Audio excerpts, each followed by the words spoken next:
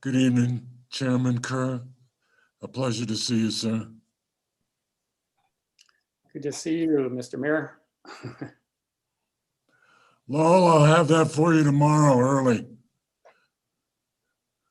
Yeah, the goods are on the dock. The check's in the mail. Yeah, I got it. Okay. Trustee Rogan, how are you? I'm doing well. How are you, Mayor? I can't. I got my first shot, so I feel good. Yay! Really happy to hear that. Ah, Patrick got his second. they were nothing. They were like taking candy from a baby. They were nothing like what I remember. I remember those smallpox booster shots. They used to hurt so much. I got a yellow fever vaccination years ago, and let me tell you, that was a trip. I do not recommend it. Were you going to Africa? Where were you going? I was going to Senegal, and unfortunately, I never quite made it there, but I got the vaccine anyway. Okay. 1, 2, 3, 4, 5. We'll wait for Kenyon if you don't mind. Trustee Watt texted me and he said he might be a little late. Okay, so if you, let's see. I think that we can proceed, Chairman Kerr, if you'd like, sir. Okay. Basically, what I'd like to do is start with the grants overview. It's going to be very brief, and then I want to spend most of my time on the net metering briefing.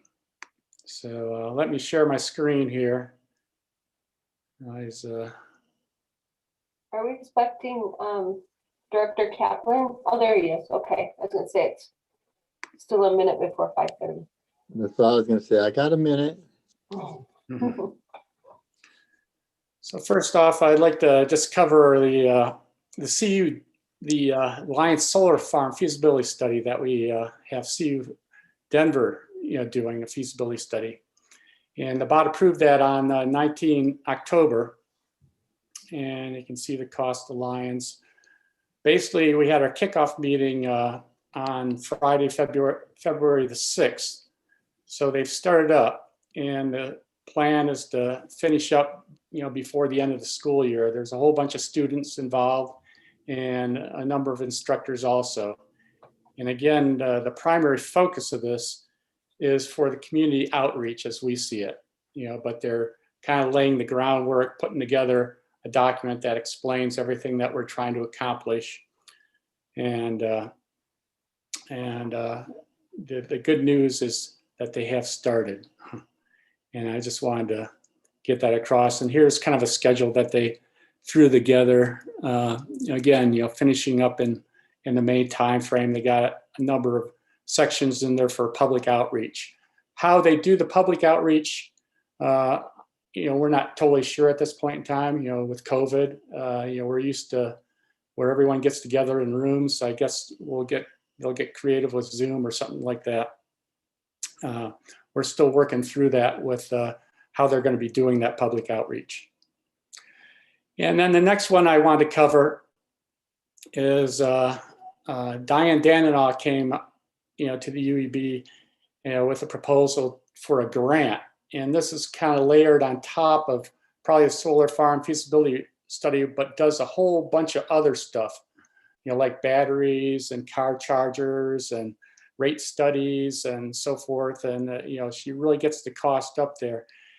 And it's kind of a fast-paced thing. This is with the DOE, and it's the Connected Communities Funding Opportunity. And so the deadline for the concept papers is really quick. And so we reviewed what she had drafted up at the last UEB meeting, said, yeah, that makes sense just to go ahead and submit it. There's no commitment to the town, but if we go forward and the concept paper gets adopted, then I'd suggest at that point in time that the BOT really needs to get involved. And that's coming up quick too, the beginning of March.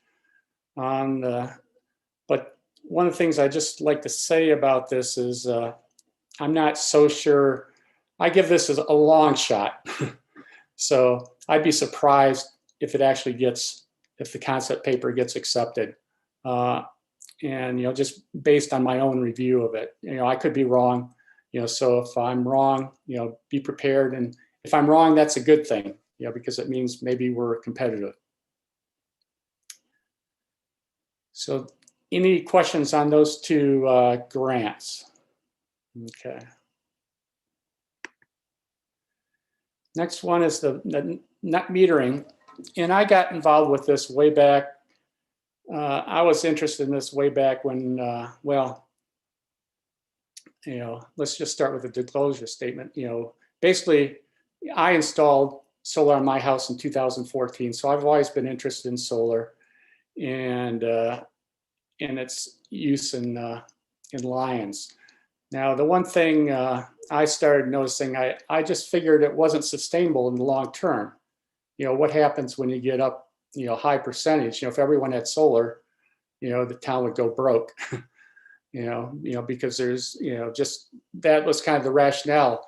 But it's just kind of set in the back of my mind for a long time until I decide, well, I used to do cost studies and stuff like that when I was a professional. And I thought, well, let me try to, put some slides together and just run through some of the costs and try to work through what the subsidies are for Lyons.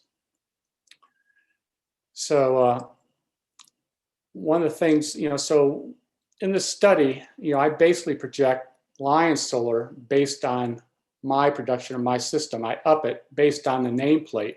And basically what nameplate is that's the capacity, that's the kilowatt hours that a system will generate in 1 hour at peak solar. And here I should have said, this is annual energy production. So we know what the nameplates are, but we don't really know what the annual energy production is on all the Lyons solar. But there's, you can calculate all, do a good calculation using the NREL PV watts calculator. And I've done that for my system. And I also have data on my system, so I can get hourly data over the years on what my system has produced. So basically, I've just ratioed up the production of my system up to the town of Lyons. It's not going to be exact, but I think it's going to be, fairly, close, within, at least easily under 10% accurate, I would think. And Lyons net metering policy was implemented in February 2013. Basically what it does is it credits solar electricity produced each month, by the kilowatt hour. So anything at the end of the month gets added in to your bank. And then at the end of the calendar year, what they do is Lyons reimburses at the wholesale rate, for energy. And that's, a little under 4 cents a kilowatt hour. But, and we'll cover more later. But it's not, one thing to understand is it's not, the town of Lyons is not governed by the Colorado Public Utilities Commission. They have their own net metering that they prescribe for public utilities in Colorado, but they don't cover the municipal utilities, like Lyons, Longmont, Fort Collins, Aspen, some of the small players. It's more like Excel, the big players. And the policy is on a month-to-month basis, and according to the contract can be changed within a 30-day notification. And I presented this kind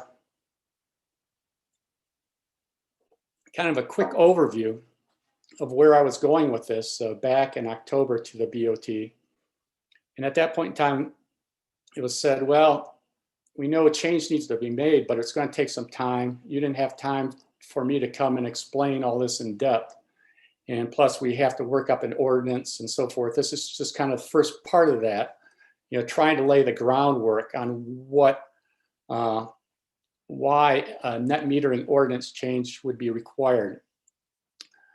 But at that point in time, you directed, well, let's make it obvious in the contract that the town, that solar people who are interested in installing solar are going to sign when they come into Alliance. And right now they signed something that said, well, it can be changed in 30 days, but we made it really obvious. And that change got updated in November 2020. And basically what we said is any installation of solar after November 1st, would be subject to change and could be not, we could drop the net metering and could change the electric rate policy that we're using, using like something like time to use rate structures.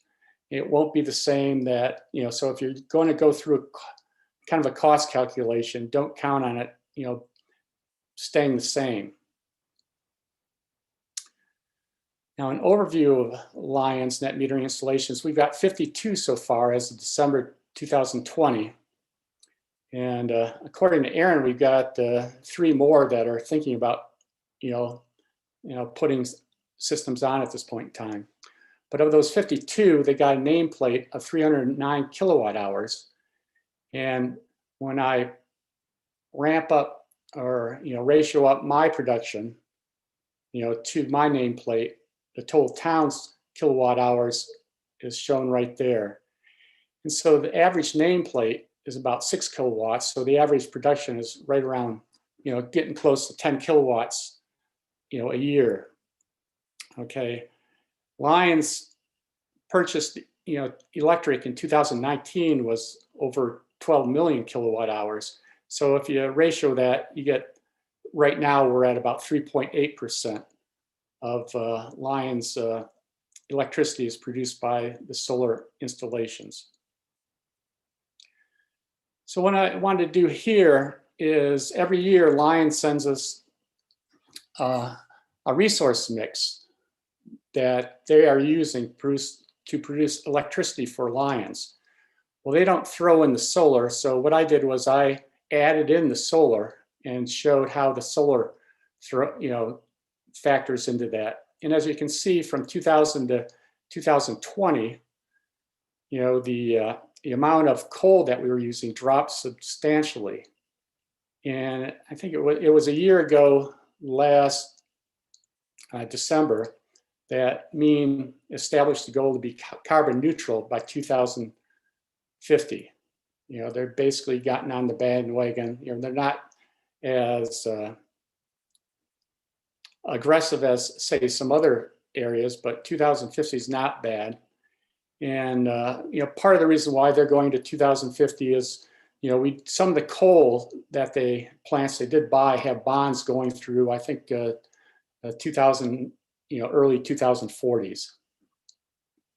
So it'll take a while, to knock out all the coal. But over time, what's actually happening is a lot of the existing electric mix that they have out there is dropping off. So it's not going to be all at once on 2050. As you can see here, from 2016 to 2020, it has gone a lot more carbon neutral than it was previously. And like the next big drop, I think, is around in a couple of years in 2022, when they got some more power purchase agreements dropping off. So what I thought I'd do is I took the last slide and I tried to figure out, well, what would it cost us to go carbon neutral if we could buy a mean wind power rate? And here you can see all the kilowatt hours our base rate is at. So the net from our base rate that we're paying for excess electricity is 0.4 cents or 0.5 cents per kilowatt hour. So means carbon purchases in 2019 were about 7 million kilowatt hours. So if you multiply these two together, you get about $34,000. That would annually. And so basically that's what Aspen and Glenwood Springs did, to go to 100% carbon free. And in their case, actually in the case of Aspen, they're claiming 100% renewable. And say for our case, we got some nuclear. Nuclear is not really considered renewable. But Aspen is basically, they have a lot of hydroelectric power out there, but they, basically they're supplemented all their other energy with wind, with mean wind. But one thing's to understand, even though they are quote 100% renewable, in actuality, during peak at night, they're getting energy from mean, and so it's coming from coal plants right now. They've just bought the extra, so if someone else uses it, they can claim that they're 100% renewable. And for mean, when I was looking at this right now, mean is not providing, they don't have additional wind power to provide at this point in time, for other utilities like they did for Aspen and Glenwood Springs. So we couldn't do this right now. And it's unclear, when exactly that will happen. Like I said, maybe in a couple of years, they might buy more wind, or they might buy some other renewable and they might offer that up, or they might just, continue just dropping or factoring that into their base rate. It's unclear at this point in time. Next, what I want to do is cover, how Lions uses its kilowatt hours. And here you can see what I did was I used Lions peak in 2019, and this was on 19 July. And so basically it ties into a period when, it was really hot. So, I think what you're seeing up here is a lot of air conditioning going on. Down here in these other areas, what I did is just kind of for comparison, I threw in some of the solstices, summer solstice and the winter solstice, so you can get an idea of kind of how the electricity gets used. Then what I did was I factored in the projected Lions solar production in kilowatt hours, and again I ratioed this up on those same dates. This is, here it had to be a real sunny day. I mean, it's right up there, and it's producing peaks here. And then you can see on the solstice, some of these are jumping around. It could be clouds. Who knows what all this is, what's happening on these days here. And some days that I have on my solar, it's nothing. If it snows and it covers up my solar collectors, you get nothing. But what I did here is then I overlaid the two charts, and I apologize, I have the axes labeled wrong here. This percent, these should be multiplied by 100. So this is up here is 25%. And down here, these are the hours of the day, not dates. So these would be 1 through 24. So basically you can see if you overlay the one on top of the other, during the solar peak, the percent excess solar that's generated at the solar peak is 58% of the energy produced by the solar cells on that peak solar day were excess. So it's not something that the customer was using. And down here, even on the solstices, here on the winter solstice, more than 67% of what they were producing was excess. And same with on this. So it's all over 50%. Think of that, it's pretty constant. If you look at how people are using electricity, it doesn't really vary that much all out through the day. You got peaks kind of in the morning and in the evening. And our peaks are generally in the early evening. So it's when our peaks are is generally outside of when solar is really being produced. So it's not really contributing that much to reducing our peak loads. So what I did for net metering subsidy is you look at the residential rate, 1275, and the mean wind rate. And again, I've used renewable energy here. I'm kind of trying to make it equivalent to renewable, equivalent to what we can buy otherwise potentially. And so the net metering subsidy is over 8 cents a kilowatt hour. If you look at the solar nameplate it's at, the annual amount of kilowatts hours here, if you multiply these kilowatt hours times that, you get over $41,000, almost $42,000 a year that we're essentially subsidizing, or that we're losing from those conversions, people installing solar rooftop. You know, recall from slide 6, you know, possibility of going carbon free, which was over 50% of our energy load, not the 3.8% that we've got currently with installed rooftop solar, is actually, you know, less than what we're subsidizing annually right now for solar. So, and so you can just imagine if as our solar installations go up, and if we keep our existing rate structures and net metering policy, it's just going to keep going up, this annual subsidies. And, you know, right now you figure about, you know, 1,000 customers, that's about $40 per customer.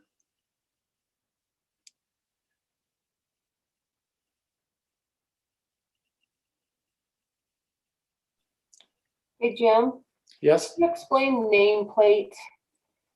Yeah, nameplate, again, is basically how much energy, how many kilowatts are produced at peak generation and during the day. So think noon, you know, noon to 1, the amount of energy produced at that for that hour would be the nameplate.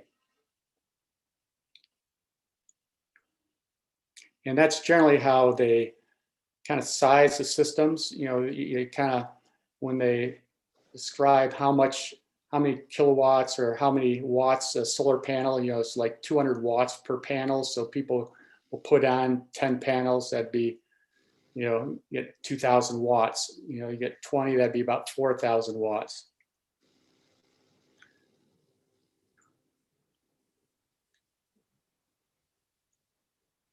Hey, Jim, can I ask a question? Sure. I'm trying to wrap my head around this whole subsidies thing you're talking about. Okay. So is the gist of this the gist of this conversation is that the more solar we have, the more the town has to pay in subsidies to mean? No, not to mean. We're paying subsidies to people who have installed rooftop solar. Okay, You know, so what happens is if you install solar on your house, you're essentially getting a subsidy, you know, because you're able to sell that energy back to the town for the retail rate. Okay. And at that retail rate, you're not paying, anything into the overhead that the town has for, you know, employees, maintenance, stuff like that. So you might not see it. You wouldn't really see it as, you know, because you've paid a lot for that rooftop solar, but it's not all that economical. It's a lot more economical to have utility level solar, not rooftop solar. But the town is essentially subsidizing those installations so they're affordable to people to install them. okay, so in a nutshell, is more solar good or bad? I'd say more rooftop solar is bad at the existing net metering. Now, if we do away with net metering and change our rate structure, there's no net problem with the town. So that's fine. At that point in time, if we get rid of these subsidies, we're not saying you can't install rooftop solar. We're just saying we're not going to subsidize you anymore. Gotcha. Okay, thanks. Hey, Jim, Okay. this is Mark. One quick comment there too. I think we need to be clear that when you say the town is subsidizing to this extent, the town means ratepayers. It's not like there's some magical pot of money that the town itself has. It means those ratepayers without solar are subsidizing those with solar. It's not just the town as some third-party entity. It's actually the other ratepayers in town. I think that's an important point. And I'd concur with that. Absolutely. That's exactly what I'm trying to get across. It's suddenly the people who don't have solar are subsidizing the people, you know, with solar is basically what's happening. And as more and more people you get solar, you get the pot of people who don't have solar, it goes down. And so they're having to subsidize more and more all the time. But what I, And I just had something there. So I'm sorry. I've been trying to do the math here on my own, and I finally figured it out. I appreciate the explanation there. So we're only paying about $20,000, up to $20,000 a year in subsidies.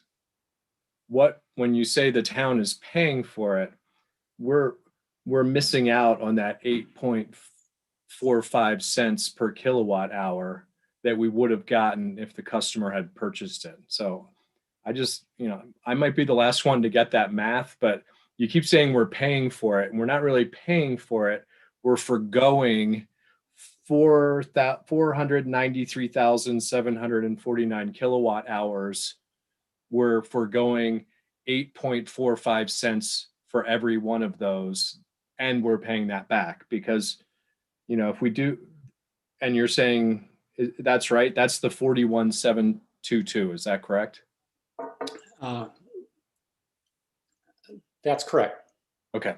So this is the total amount. So this next slide, what I'm trying to get across here is that, well, what if, if people just use what they produce, then that's fine in my mind. And so I figure, well, at 50%, then you divide that 40,000 by 2, and you get 20,000.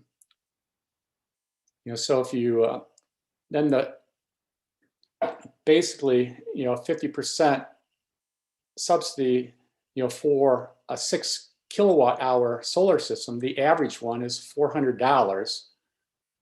Now, if you figure if we go 10 to 20 years, if at 20 years, that's like $8,000 over the life of that solar system that the town's losing by having the net metering policy. And that's just on the one side, that's just for the stuff that they get reimbursed for. And on the net metering policy, there's a whole nother conversation that we can have on time of use studies and in capturing the other half of that $40,000. So in some respects, you can almost double this. It's almost like $16,000 that the town's losing over that time period.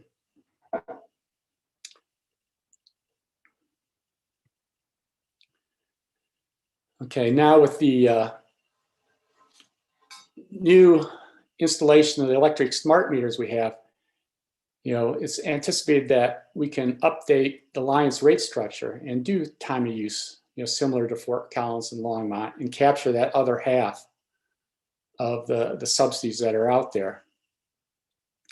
And the time of use actually incentivizes energy conservation. Right now, there's not much, incentive. If someone has solar, they just turn on the air conditioning as much as they want, and they really gin up the peaks. And again, that peak is when their solar is not producing. And for mean, they build power plants based on the peaks, not on the average amount of electricity used. They have to have capacity in order to meet the peaks. So really, in actuality, the solar is not helping at all with reducing the amount of power plants that have to be reduced. It's just reducing what actually gets produced by those power plants. And here you can kind of see on the peaks here, I showed, this is from mean, this are the peaks for every month in 2019. And you can see the hour that the peaks are happening. It's all in the late evening. I just had one in September that was at 4 o'clock. And if you look at the solar at the peak, it's like, it's really, remember we have 3.8% solar. And here these peaks are all easily underneath 1%, for just those 4 months. Everywhere else it's 0. So solar's not helping with the peaks. What's really going to help with peaks is if we can get solar and batteries. If people will install batteries with their solar and move that solar use off into the peak hours, that would help Lions. So here what I did was, and this is probably one of the harder slides to understand. So if you have questions, feel free to, slow me down and get me to explain this again. Okay, what I did here is I went through and I looked at lines high peak during peak solar production hours. So basically what I did was I looked from the hours like from noon to 1, and I found what was the maximum amount of kilowatt hours that lines used during that time period. And I came up with this, almost a little over 2,000 kilowatt hours. And that happened on September 2nd at 1 p.m. Again, we're talking noon to 1. What was the peak during that time period? And recall that line's nameplate residential is 309. If you divide 309 by that 2,000, you get basically 12%. So Lions is actually, producing, 12% of the electricity that Lions is using during that time. This is during the peak hours. Let's see, during peak solar production. Let's see. Okay.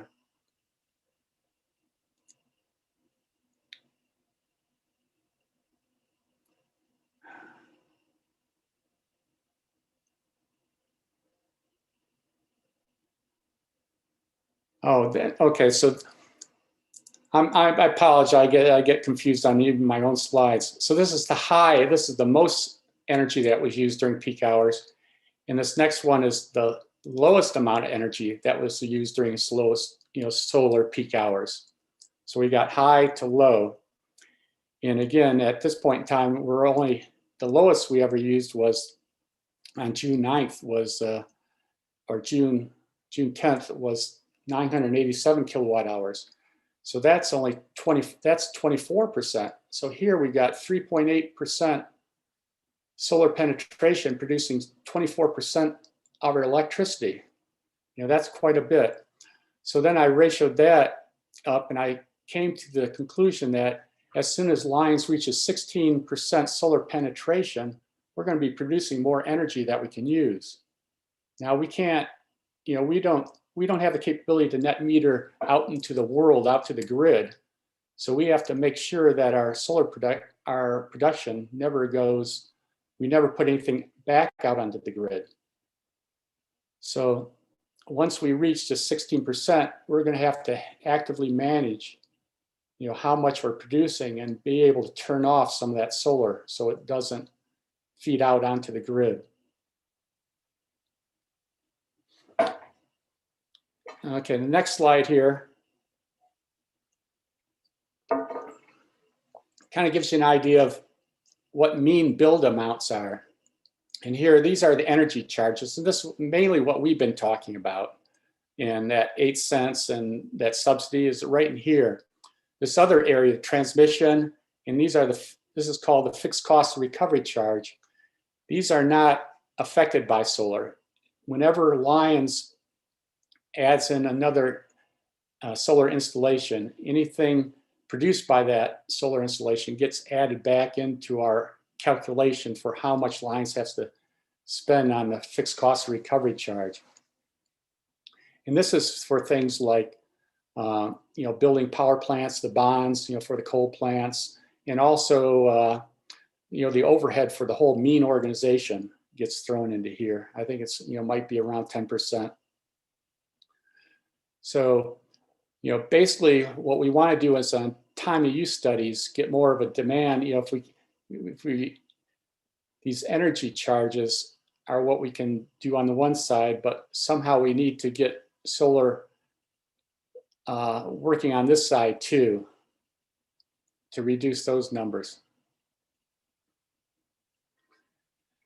And here's, I guess here's what I was trying to get across. Lions currently receives residential revenues from the base fees and the rates and, overhead, so say for instance, we buy electricity from Mean for, like 3-4 cents a kilowatt hour. So we're marking up that quite significantly in order to pay for our overhead. And currently the base fees only cover about 10%. So someone who does a solar installation and gets net metered is not really contributing much to all these other costs that have to happen. So frequently, some questions I've been asked in the past are, shouldn't we subsidize, solar installations since its local generation is more resilient? Well, it's really not. As soon as our grid goes down, as soon as people lose power, their solar gets turned off. When I have a power outage, I can't use my solar, even if it's the middle of the day. And so basically, with net metering, there's no incentive for someone to buy batteries. But if we, did away with net metering, suddenly, well, there'd be an incentive. They could transition that cost out to other periods and save money on that. So there'd actually be some incentive for purchasing batteries. And then the other question, is why not just change the electric rate structure? Well, if you look at like Fort Collins non-peak, during their non-peaks, they're still charging 7 cents a kilowatt hour. And so, if we had net metering still on that, we'd be reimbursing at 7 cents, and that's still over the 4.3% for wind renewable energy. 67%, we'd still be subsidizing that. And again, this all assumes that we'd be able to use that electricity. If we get too much solar again in town, suddenly the value of that electricity goes down to zero. And we'd have to be able to deal with that. And we have to have the infrastructure in order to deal with that. And that's something we're going to have, that's one thing, that's one area where the new, electric smart meters helps out, understanding what's happening with our electric grid. But we're probably going to have to put more systems out there to see what's actually happening with our grid. Once we get closer and closer to getting to our capacity of 16% penetration. And here I just put some quotes in there, and and basically, I'm not the first one who's recognized this. Here's someone who says it's subsidies $45 to $70 per month. And this is down here, this next quote's just getting into the point that you have to update the grid. Basically the current grid is just geared to getting energy from the grid, not putting energy back out.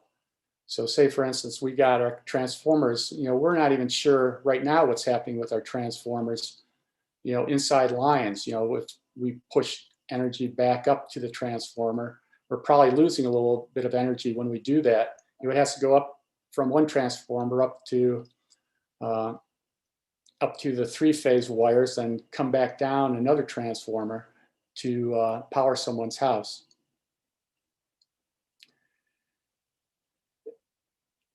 And I think this is that's more what I was getting at there. So again, the original intent in net metering, it was just to incentivize the early adopters. Well, Lions is no longer an early adopter. We're well past that.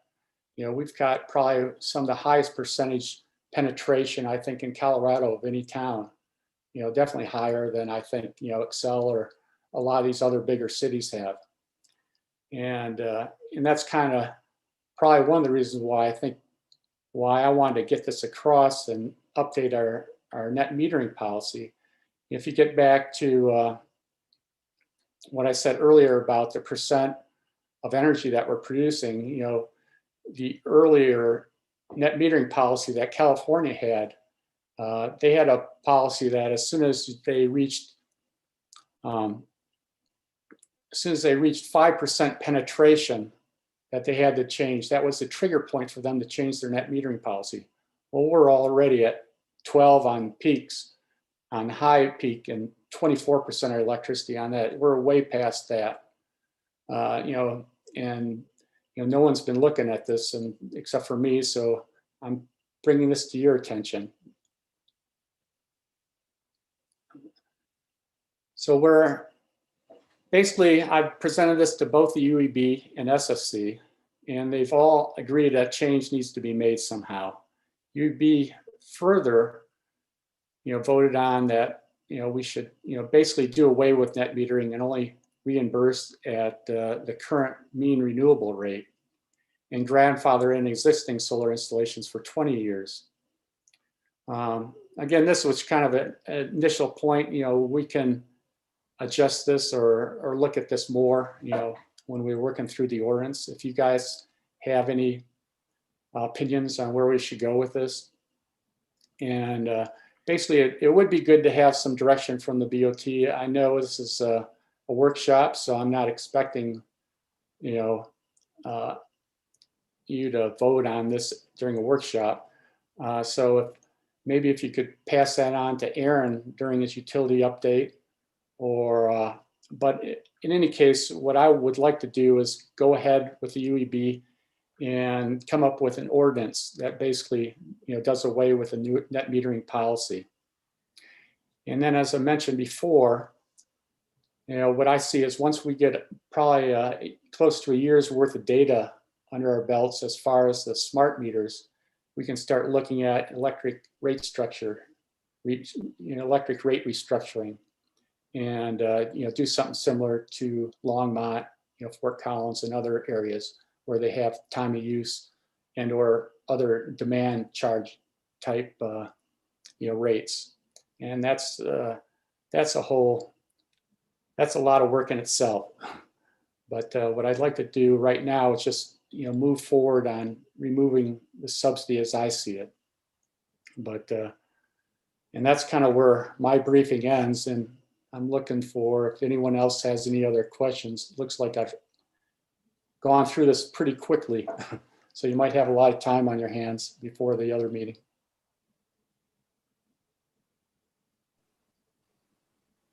Do I have any questions? Yeah, I'd like to jump in if I might. Jim, thank you so much for this. This is great. One of my previous careers was in renewable energy, and so I appreciate seeing this. I really also appreciate you pointing out that the grid was not created to take energy in, only to distribute energy out. So there's no way of even really knowing what the line loss is with power that's going up into the grid.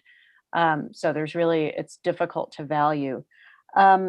So my opinion is that 20 years seems like a really long time to grandfather in somebody with existing rooftop solar. I don't know how the rest of my colleagues feel about that.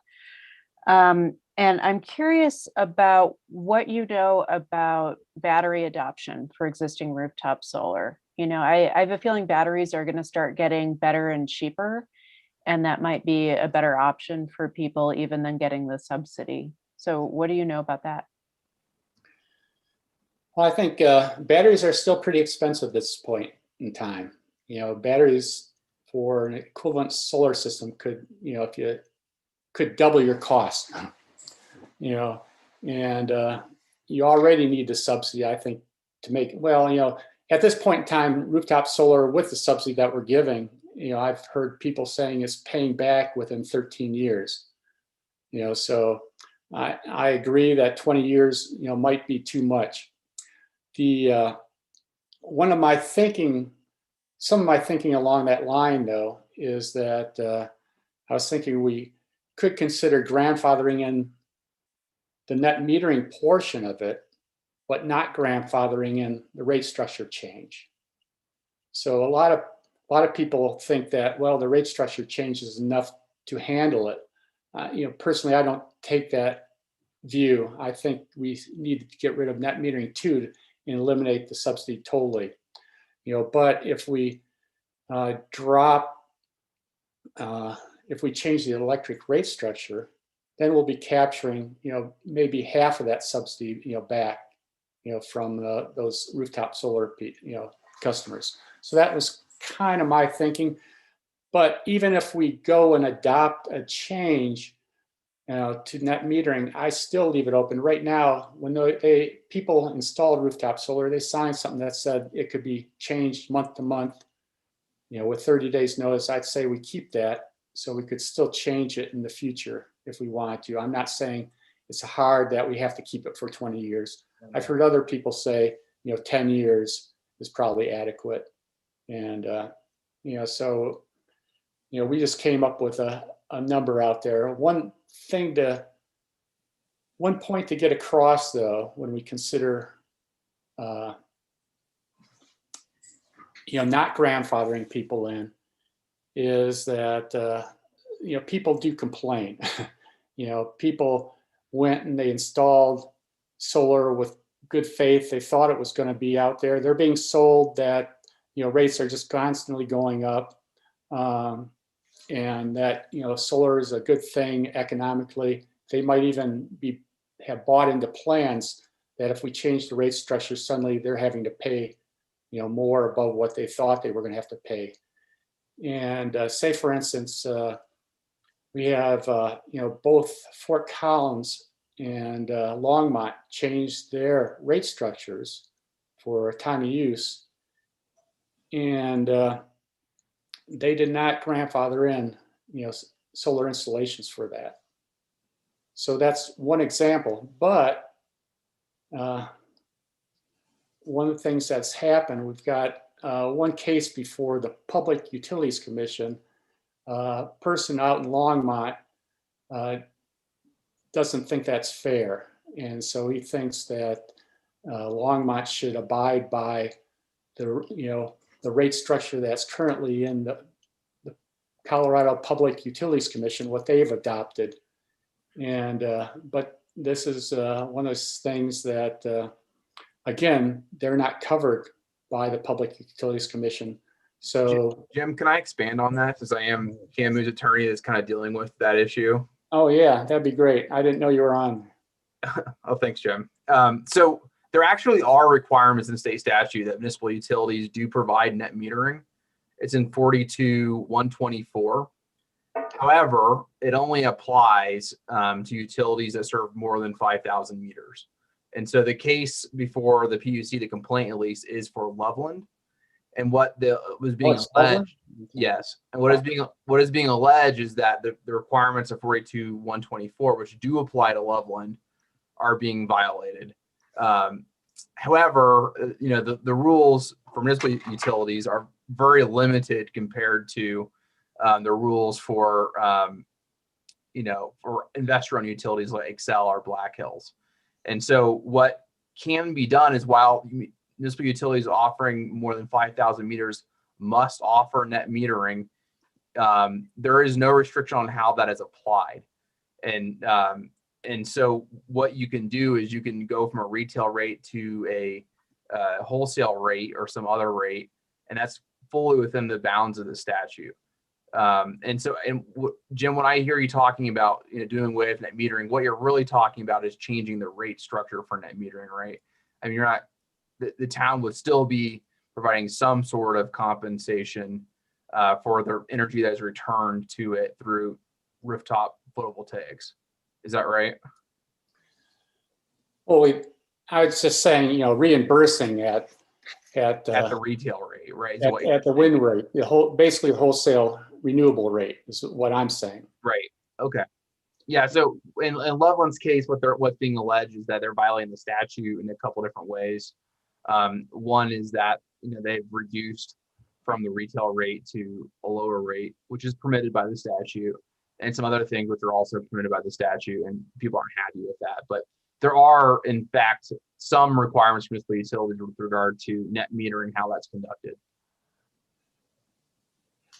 Okay. Yeah, I appreciate that, Brandon. Any other comments? Go ahead, Mark.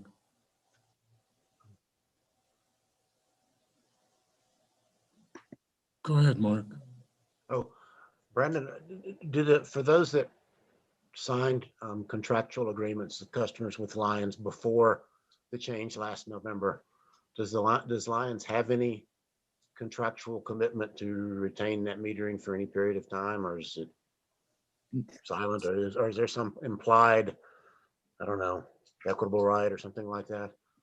So this issue has come up quite a bit at the PUC with regard to the investor-owned utilities, and whenever they think about altering the rate structure around net metering. And what's the consensus is that there is no tortious interference of contract claim essentially against Excel if it were to or the PUC if we're to change the rate around net metering. However, it's more of an equity and fairness thing, and the PUC has always declined to change that rate for the investor-owned utilities because a lot of the financing that's been done for rooftop PV was done on the premise that it would have a certain repayment schedule based on existing rates and the retail rate being paid back. And so while there is no legal requirement, or any sort of claim against the utility, there's certainly an equity argument that's been successful, at least with regard to the regulated utilities. I guess the other thing, looking forward, I guess I would ask this to Jim. If we went to this change, and then also if we started using the smart meters to do the timed rate structure, would there still, as I read it, would still be a smaller subsidy for anyone in the future who wanted to add rooftop solar? It just wouldn't be as much, and they would know going in. And if there's somebody who just for their own personal belief system, environmental principles or whatever, wanted to do solar because that they thought that was their contribution to society or something, there's still a smaller incentive to do that, correct? Well, yeah, I think the incentive is basically, you're not paying the retail rates at that point in time. So I think I need to speak up. I was trying to wait and see. We reimburse, and I thought we went over this, Jim, and you were, because I was trying to point this out at least once, and we were discussing it, and I thought there was more to it than that. We reimburse at the wholesale rate. We do not the code is to reimburse. That's what it had said there. Mhm. So I thought a lot of our discussion was the fact that, as Trustee Wah brought up, if we're looking at it, let's just take the example of someone who does a net of zero. At the end, they've neither got anything or sold anything. Well, they're not paying out anything they're paying the base fee. So that does come in, but they're not paying for any other fee. And we've supplied them with some electricity, and that electricity normally should cost someone 12, the retail rate. So I thought when we were looking at this, we were talking about the fact what we really need is a structure that says and with the new meters, we can do this. All the electricity you get from town will cost the retail rate, and all the electricity that comes back will be at the wholesale rate. Right now, it's only the net amount at the end, right? If we give you 500 and you give us 600, it's only that last 100 that they will get the wholesale rate back of 3.8 cents.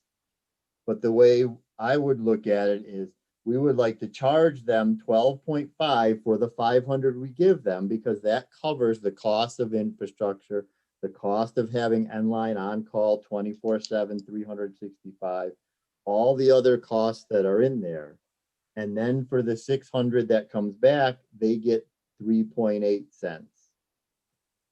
I guess where I was coming from is thinking in terms of renewable, energy. So say for instance, so by paying them the wind rate, we're essentially saying we are giving them a subsidy. We're giving them a subsidy, the same subsidy that we would be paying if we bought that renewable from Maine at the wind rate. And so you're that's saying kind of that not just for the excess, but for all the electric they get. Yeah, no, this is just for excess that they generate and put back out on the Lions grid that we would Well, that's pay paying them. them more than what we pay them now. Right, exactly. Yeah, we're paying them more at the end of the year, so exactly. But we're subsidizing them a whole bunch of other, just by giving them net metering, it's giving them a lot right now. But I'm saying if we do away with that, if we only reimburse them at what they put out on the grid at the renewable rate, rather than the base rate that you're mentioning, that's still a slight subsidy, but it's recognizing the value of renewable energy. Although you could argue that, well, a good portion of the base rate or regular electricity that we had, if you go up to that first chart, part of that is a good portion of that is renewable already. We got the hydro and wind, and, landfill gas and stuff like that are all in that base rate right now when you're purchasing that. So you can make that argument, but that also includes the coal that's being generated. So that's where I'm saying, well, I thought it'd be more palatable that if we say, well, we'll just compare renewable to renewable. The rooftop solar is renewable, so we kind of compare it to the mean renewable wind rate. So that's where I was coming from, thinking that, well, we had an alternative, kind of similar to what Aspen and Glenwood Springs did. They paid the extra, they paid the wind rate, they upped their wind rate. We got a very small sliver of wind rate ourselves. I think we got like 5% wind, or maybe it's 4%. I can't remember how much we're buying. We're paying at a higher rate than that base rate right now. And so so you could argue that we're still giving a subsidy, but that renewable subsidy.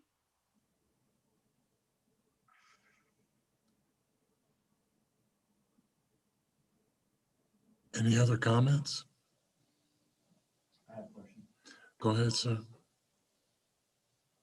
Jim, Aaron, what at today's current price of putting solar panels on and to recoup your costs in a reasonable amount of time, 10, 15 years, what kind of roof line does a home have to have here in Lyons? I haven't looked into the solar calculations. That part I don't know.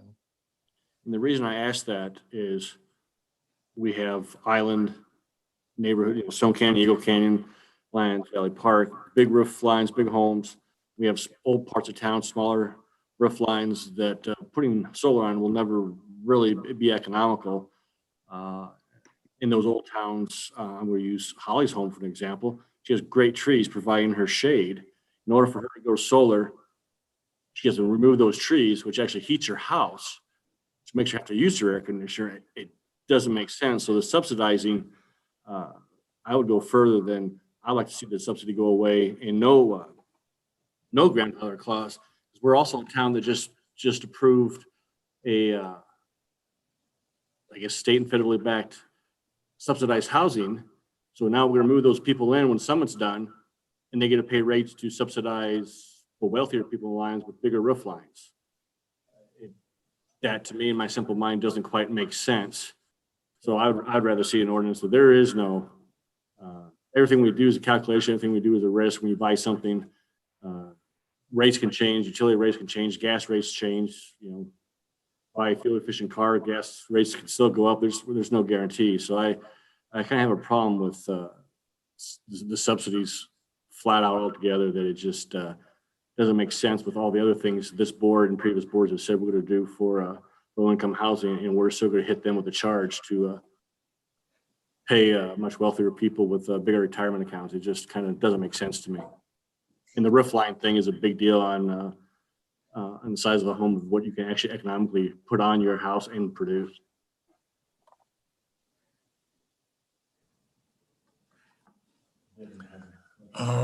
Counselor? I think something maybe that's missing from this conversation that Aaron, I think, was getting at is that there's multiple ways to deal with this problem to recapture that subsidy. A lot of it's based on rate design is the common way to do this, basing, fixed fees for transmission based on highest demand, not energy usage. And that really, doing away with net metering entirely is not the typical route to go.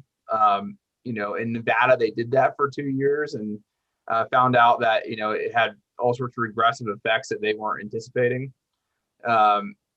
And so I think what the board should keep in mind is that there's not just one policy that solves the solution, the issue of, non-solar customers subsidizing solar customers, primarily because they don't pay in for all the capital, fixed capital that's invested to provide electricity to the grid as a whole. And so I would just caution you that, doing with net metering, which as I already said, is required under Colorado state statute once you get to a certain size, is not the only solution. And that, people have been dealing with this problem for some time now, and that there's a lot of creative ways, mostly involved around rate design and capturing transmission costs based on demand, typically how it's solved. And so something to keep in mind. I think Aaron was trying to get at that, but I think we're going maybe not understanding that, changing net metering doesn't mean necessarily doing away with it. I think some of it might have been just using the idea of net being, you're going to get back exactly what the retail rate type is, or we're really just talking about, changing the rate structure. Yep. Again, where I'm coming from on that, if you just look at rate structures, look at Fort Collins, there's still, the non-peak is set 7 cents. So that means the lowest that you're going to get reimbursed is at that 7 cents a kilowatt hour, for producing electricity. And that's still way over the 3.8%, 3.8 cents per kilowatt hour that Aaron was talking about. So just doing that, you'd have to get into some other, fancy, calculations. So, how do you get, because again, the 7 cents includes the markups, that, you're paying. So in order to get, you'd have to drop the non-peak hours down to like 4 cents a kilowatt hour or under that in order to get it to pay with using rate structures. I think that's kind of an apples to oranges comparison, because that non-peak charge is the retail rate, which, is not being paid in this instance anyways. And so it's already, more level than that. Understanding it's not completely, subsidy free, but it's not, if we were to say we're not paying the retail rate now. So and that's probably what's missing from the conversation, is the fact that we're not paying the retail rate now. What do you mean? We are paying the retail rate. Essentially, that's what net metering does. It's giving a kilowatt hour to kilowatt hour, credit. Not necessarily. And Aaron, you're saying we're already paying the wholesale rate for energy that we receive, correct? But that's at the end of the calendar year. So all throughout every single month, for Lions, it's a little different. You got January and February, but once March hits, you kind of, you're starting to hit the equinox, and people are increasing their bank over the year up until December, and then they're paying out at that point in time. So during that whole period of time, you're banking at the retail rate essentially. So what I'm proposing is not to pay the retail rate out, not to bank hours, but just to pay out, how much it would cost us to buy the equivalent amount of energy from mean. And I think there was a big push again for net metering in the past. I see it. I see the trend going away from that as more and more solar gets adopted, as it gets built up. So the fact that it's not the case right now. Again, I think Lyons is on the bleeding edge of solar adoption at this point in time. We have a lot higher percentage than, all these other towns like Loveland even, I would say. So you would have it where we every month settle up. If they owe more than they pay, and if they've given energy, we pay them back at the end of the month. Well, that's kind of what I think what the PUC has right now, month to month. Again, I'm saying, hour to hour, anything they produce during, extra energy they produce during the day, during their peaks, not to credit it for that whole month, but to just to pay out what we could buy the equivalent amount of energy from mean. And again, I'm saying, the renewable rate, not the wholesale rate, but if you do what you're talking about, at the month to month, you're still got a big subsidy going. Right. I don't see what the difference is going to be? Well, say for instance, during that month, 50% of the energy that's being produced, is excess. Okay, but we're not paying for that, especially during the winter months. Say December, 50% is excess. But if you even up at month to month and they size their system accordingly, then they just net out at zero for that month. But essentially, they're still, generating over 50% of their energy, or they're over 50% of the energy they're producing is excess. So it's back at like what I thought, at least I think this is, that let's say they do net out at zero, or they've used, the electric meters will now show, all the time. We still can look at it, but it'll be automatic. What was received from them and what was delivered to them. And so I thought, or we're talking about it where we have the rate to be, they pay 12 cents, the retail, let's just use that. They pay the retail rate on everything we deliver to them. And then everything the meter shows coming back to the town, it would be reimbursed at the wholesale rate. So right. If they net at zero, they've gotten 500 from us and they've given back 500 from us. They're still going to pay something, because what they got the 500 from us for is going to cost them 12 cents. And the 500 they gave back to us, they're going to get the same rate we pay mean. And we would do it at the 4.3 cents. I'm gonna insert myself here. I hope that's okay. Very briefly. I'm looking at the time. I'd like to just make a quick point that I think Jim has probably made it very clear the what of what the board needs to consider. The how clearly needs to be fleshed out. And I've been envisioning maybe doing some diagrammatic work in UEB meetings together, and trying to start coming up with some sensible proposals as to the how. But anyway, thanks, Jim. I just wanted to point out that we can work on the how, maybe amongst UEB members, and work forward from there. Yeah, I think, Aaron, we're basically on the same page. I think the terminology is just a little bit, different. Where you call month to month net metering, basically how you describe it, I consider hour to hour net metering. That we have hour to hour, during the middle of night, they're paying retail rates, and when they generate excess in the middle of the day, they're getting reimbursed at the wholesale rate or the renewable rate, whichever we decide on. Right. Okay. So because we have to pay, we pay a rate, and that's what it costs everybody. I mean, I just, I don't think the math adds up. I mean, what Aaron's suggesting, you would have to make 3 times more than what the town gave you to pay a zero bill, because 4.75 cents is 0.37, is 37% of our 12.75. So you would have to make 3 times as much solar compared to what you bought from the town to have it be zero.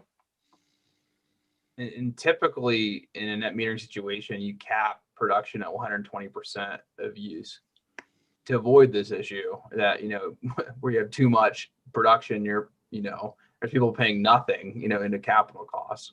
And that's another thing that's done a lot of times, is capping, 1, the size of PV you can put on your home, and then 2, the total amount of production you can get net metered for. And so that's another, potential fix for this.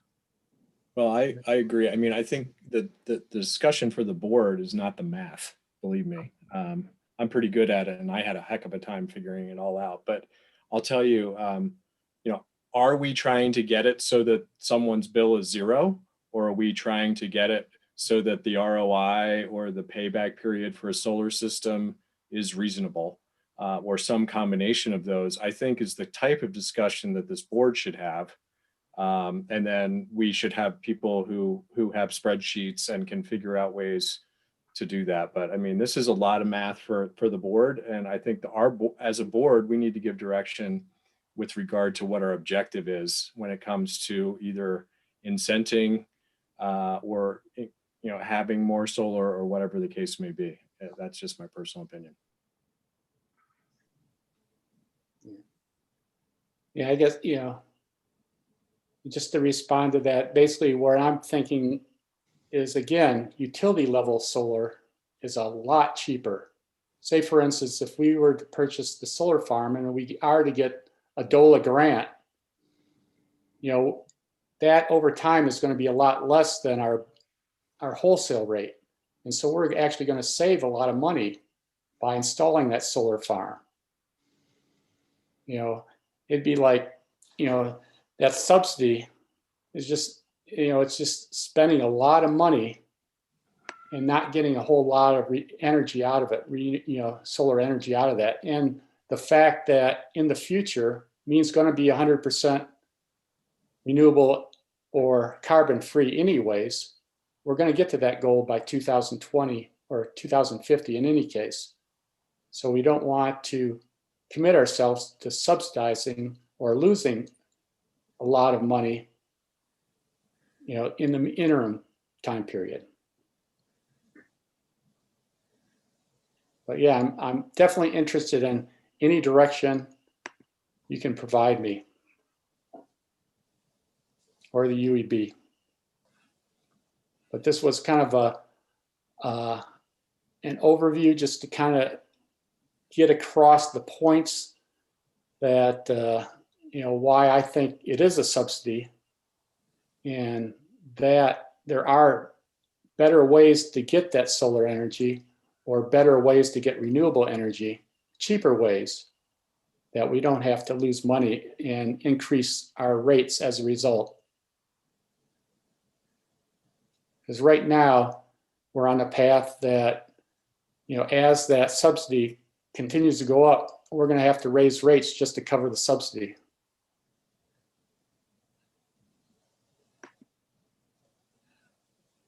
So anything else? Any other questions?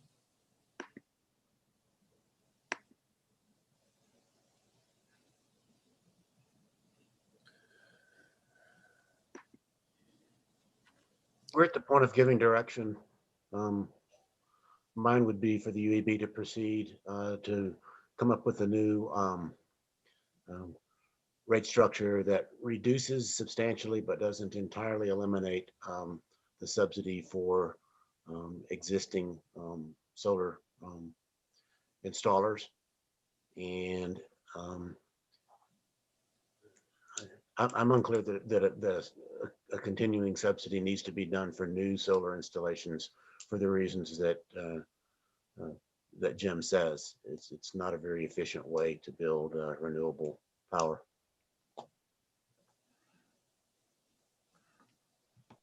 Other comments?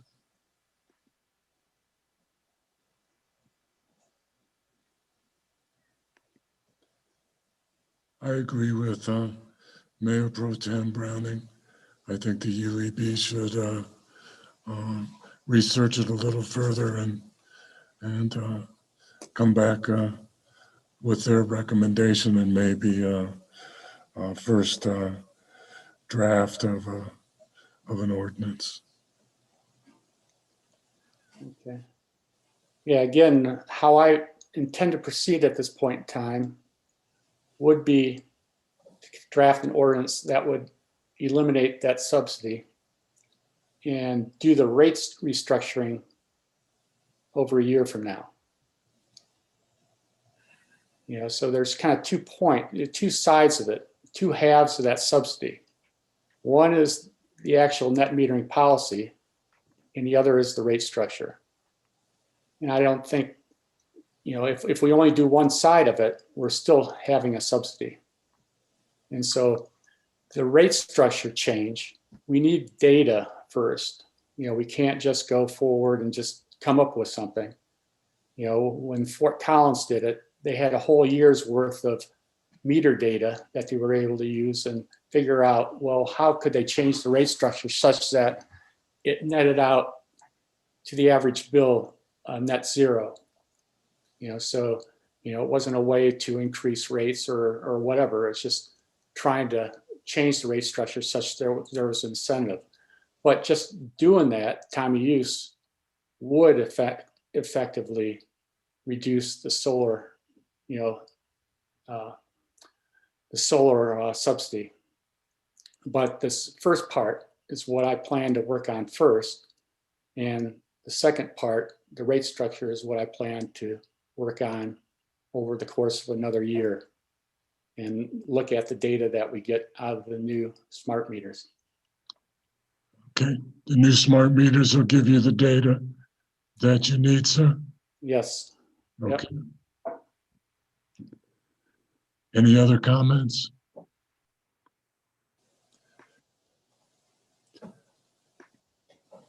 I would just say communicate with Councilor Dittman. He's very astute in this particular field, Chairman Kerr. I would agree. We'll be doing that. Thank you. If you need any help, happy to give it to the extent I can. So, Okay. I appreciate that. Are we done? Okay, let's take a break and we'll be back at 7 o'clock for our regular meeting. Thank you, everybody. Thank you, Thank you Chairman so Kerr. much, Jim. Thank you, everyone. Appreciate it. We're glad you're here. Oh, boy. You got plenty of time. Yeah, I should. I better.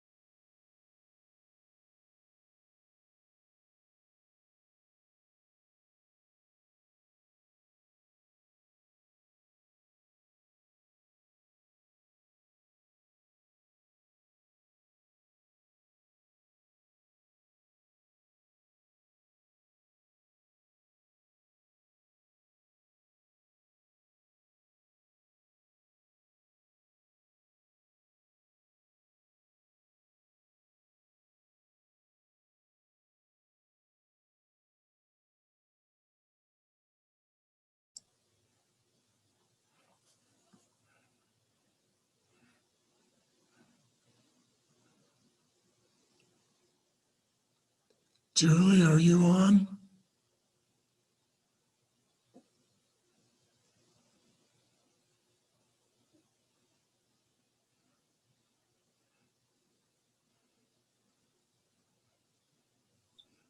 Did you ask if I was on, Mayor?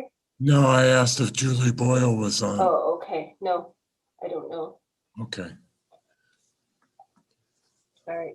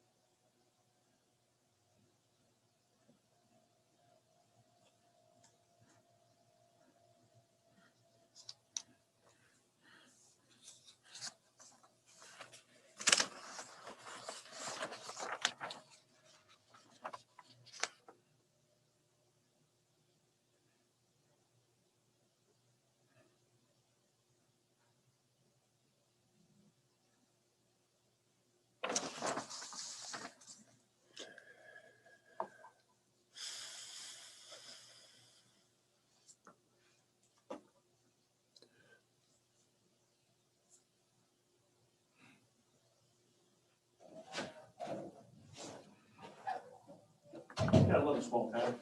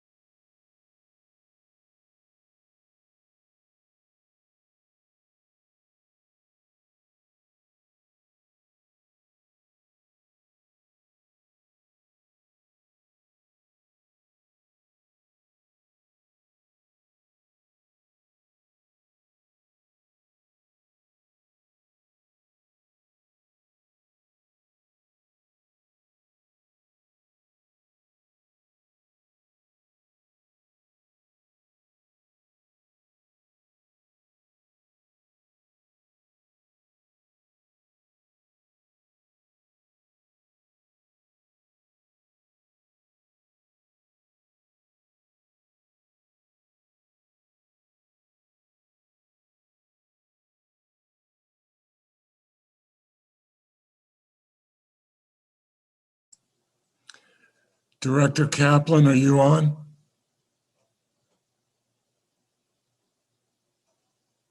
Yes, I am. if you could do me a favor, sir, and you have some time and we could meet here, I'd certainly like to go over what was discussed at the workshop. My head is reeling right now from the concept, sir. Okay. Thank you.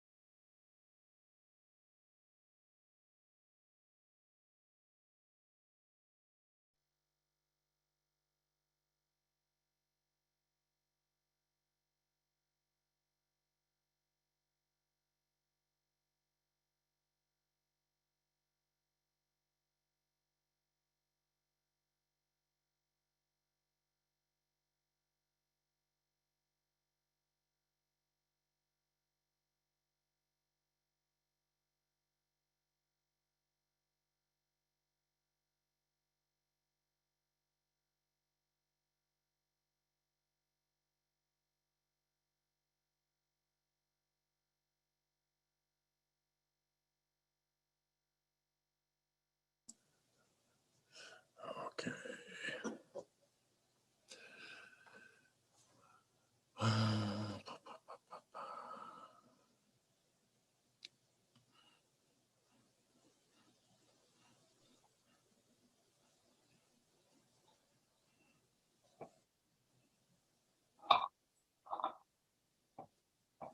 Dolores, could you send Sergeant Chris the Zoom link, please? I just did, Thank you. yes.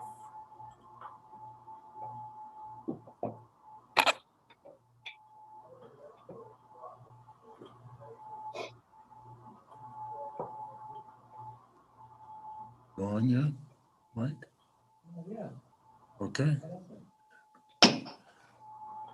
I'll call the Tuesday, February 16th, 2021 regular Board of Trustees meeting to order. Could we please have the roll call, Madam Clerk? Yes, Mayor Angelo, Present. Mayor Pro Tem Browning, Present. Trustee Rogan, Present. Trustee Lowell, Present. Trustee Waugh, Present. Trustee Carvis, Present. and Trustee Miller.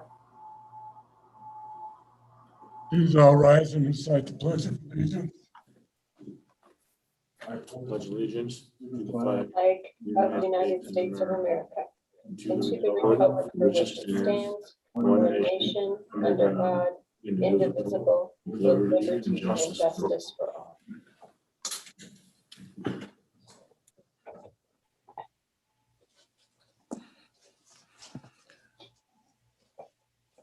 This is the time we take for a reflective moment of silence.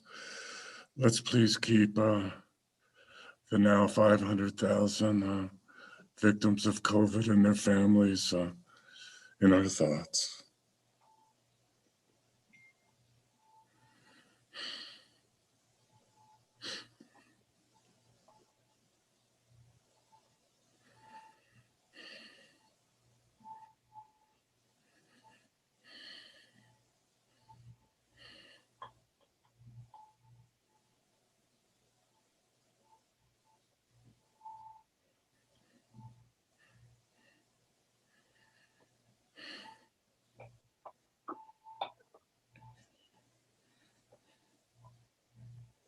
Thank you. Is there a motion to approve the agenda? So moved. We have a Second. second. Second. Would anybody wish to amend the agenda? Seeing none, I'll call for the vote, Madam Clerk. Mayor Angelo, Aye. Mayor Pro Tem Browning, Aye. Trustee Lowell, Aye. Trustee Rogan, Aye. Trustee Waugh, Aye. and Trustee Carvis. Aye. The agenda is approved, 6-0. Next on the agenda is audience business. This is an opportunity for anybody in the public to address their governing body. We do have liquor license authority item that cannot be discussed under audience business. Anything else can be discussed this evening? Is there anybody in the audience that wishes to address the Board of Trustees at this time?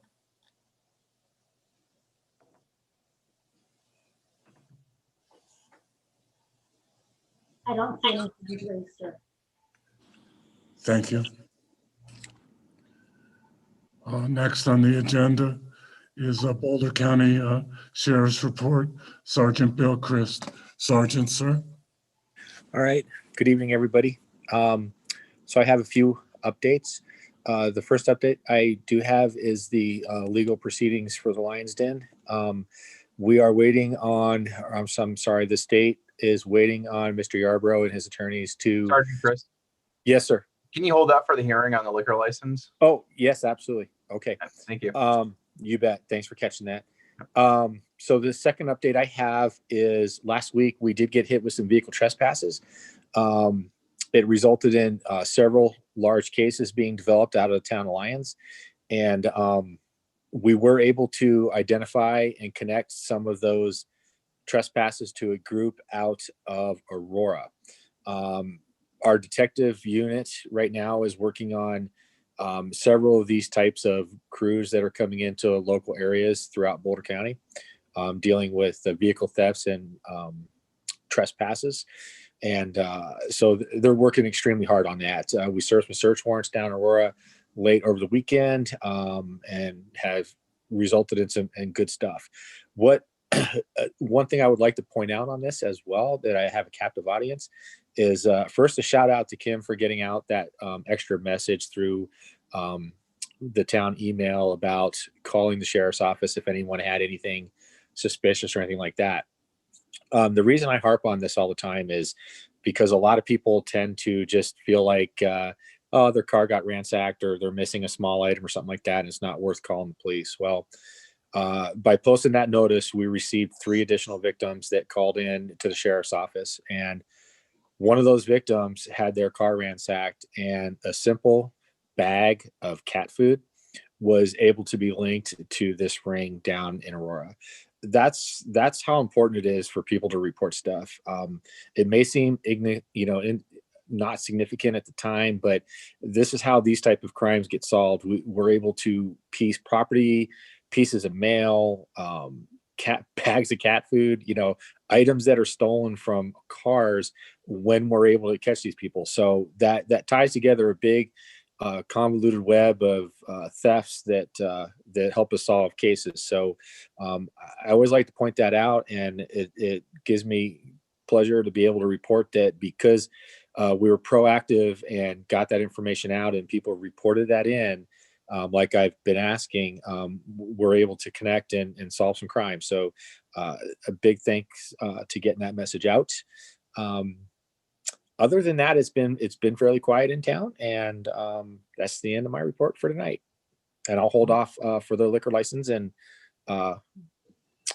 continue on from there. Any questions for Sergeant Christ? I have a question. Go ahead, sir. Hey, Sergeant, thank you for the update and thanks for everything you're doing. This group, is it just random groups of people getting together, or is this more gang related? Not necessarily gang related, but it's a piece of a larger group. It's kind of I talked to the commander of the detective bureau today about it, and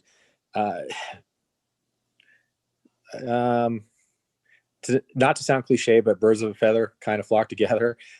So it's kind of a subset of a larger ring, and everybody kind of sort of knows everybody. And as we're able to piece all these things together, the group becomes tighter. Not necessarily gang related, but mostly drug and theft related type stuff.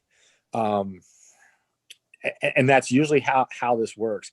When we uncover these type of things, what ultimately happens is you're going to get fraud reports, ID thefts, stolen guns, weapons, drugs, all that kind of stuff just blends in. So not necessarily, gang related, but it's a connection amongst 3 other main groups that are operating in the Denver metro area, and they come up here.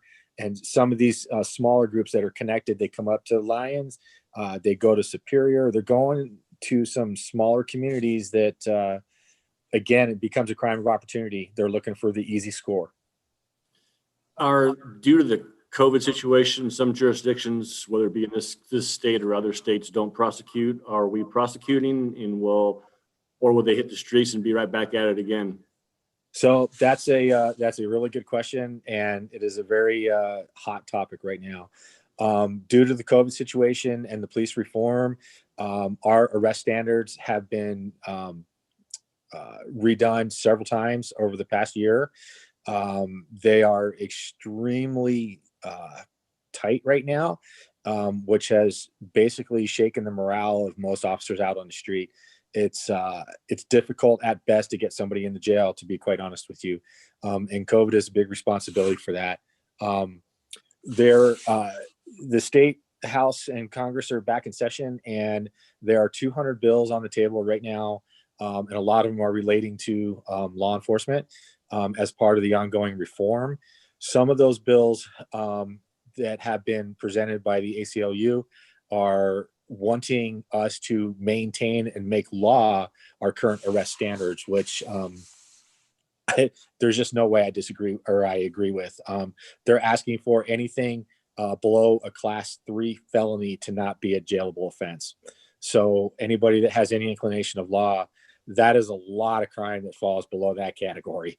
The Sheriff Pelley is down there still fighting these bills, and our legal advisors are working on that stuff. So right now we are under some pretty strict arrest standards, and it has created a lot of controversy. Basically, we are bringing in people into the jail when they violate a person's crime. So a domestic, an assault, all that type of stuff are coming into the jail. Property crimes, misdemeanors are not. So basically catch and release. It's basically catch and release, felony. It's what we call a felony summons. Yeah. And I keep joking, in about a year and a half, just about everybody we contact is going to have an FTA warrant out for their arrest because, they're not going to come to court. This is a really tangled web right now, and it's frustrating to say the least. There's a lot of proof out there that when a hand gets slapped or nothing gets slapped, there are those that will graduate and escalate. How safe are our citizens with this kind of policy up here in Sleepy Little Lions? You are 100% correct on that. And therein lies the frustration in trying to convince the greater masses of that. We pay the price for a few bad things that happen, and it goes nationwide, and you all know what I'm talking about there. So we are trying, I'm working right now with the detectives. We're trying to come up with some type of proactive plan in place to keep them out of the town of Lyons, whether it be a task force of unmarked vehicles, things like that. There's a lot of ideas, but it boils down to staffing and what we do and what we can do when we catch them. A good example is honestly, they know that our pursuit policy is very strict. It's a property crime. It's not worth somebody's life, and it's not. But you can't, on the same token, just turn a blind eye to it. So we are kind of backed up against the wall right now, and we're working really hard to just try to think outside the box and come up with some ulterior tactics to prevent this. Okay, thank you very much. Appreciate it. You're welcome. Any other questions for Sergeant Chris? Please stay safe, sir. Thank you. Moving on to trustee reports. Trustee Rogan. Thanks, Mayor. Good evening, everybody. So the HPC met, working really hard on the Lions walking tour, which is going to be super cool. I'm excited about that. We're going to try to convince former Mayor Pro Tem Driestat to suit up in his old-timey Lions costume and give a couple tours. There was a joint meeting with the PCDC about the draft historic preservation ordinance that was very fruitful. So there'll be a workshop about that here with the Board of Trustees shortly. EVC meets tomorrow morning, bright and early. I attended the Consortium of Cities meeting, which was great. For those who don't know, Negoose's office is hosting a Wildfire Summit this week, which includes a 1-hour public presentation and then a number of panels that are invite only. So I'll be attending a couple of those. The exciting news out of Negoose's office is that he's heading up a federal, I'm not sure of the term, but an initiative to secure some funding for wildfire resiliency and remediation. So Utilities Director Kaplan was kind enough to send me a great explanation of our fire system here. And, there's the potential that we could get some money to upgrade the pipes and wires, as we say. So there's that. And Dr. Cog is meeting tomorrow night, which I'll be attending as well. And the TIP funding decision, it looks like, is going to be made in March. And that's my report. Great news. Trustee Carovas. Good evening, everybody. Hope you survived the cold. Looks like you all have so far. Nice warm day today.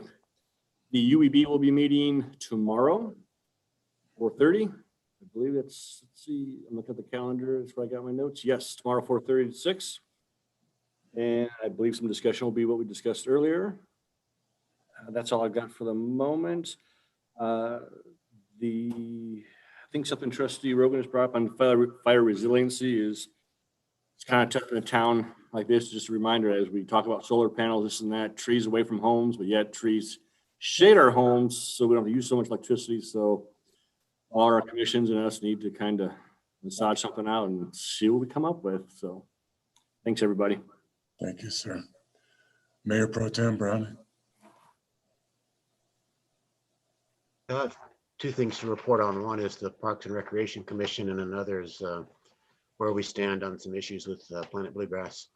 The Parks and Recreation Commission met on February the 8th, and in a session that they'd been trying to put together for a while, the Boulder County Open Space group sent several representatives and spent really a lot of time and effort going over kind of the history of our trail systems in the Lyons area and in Boulder County.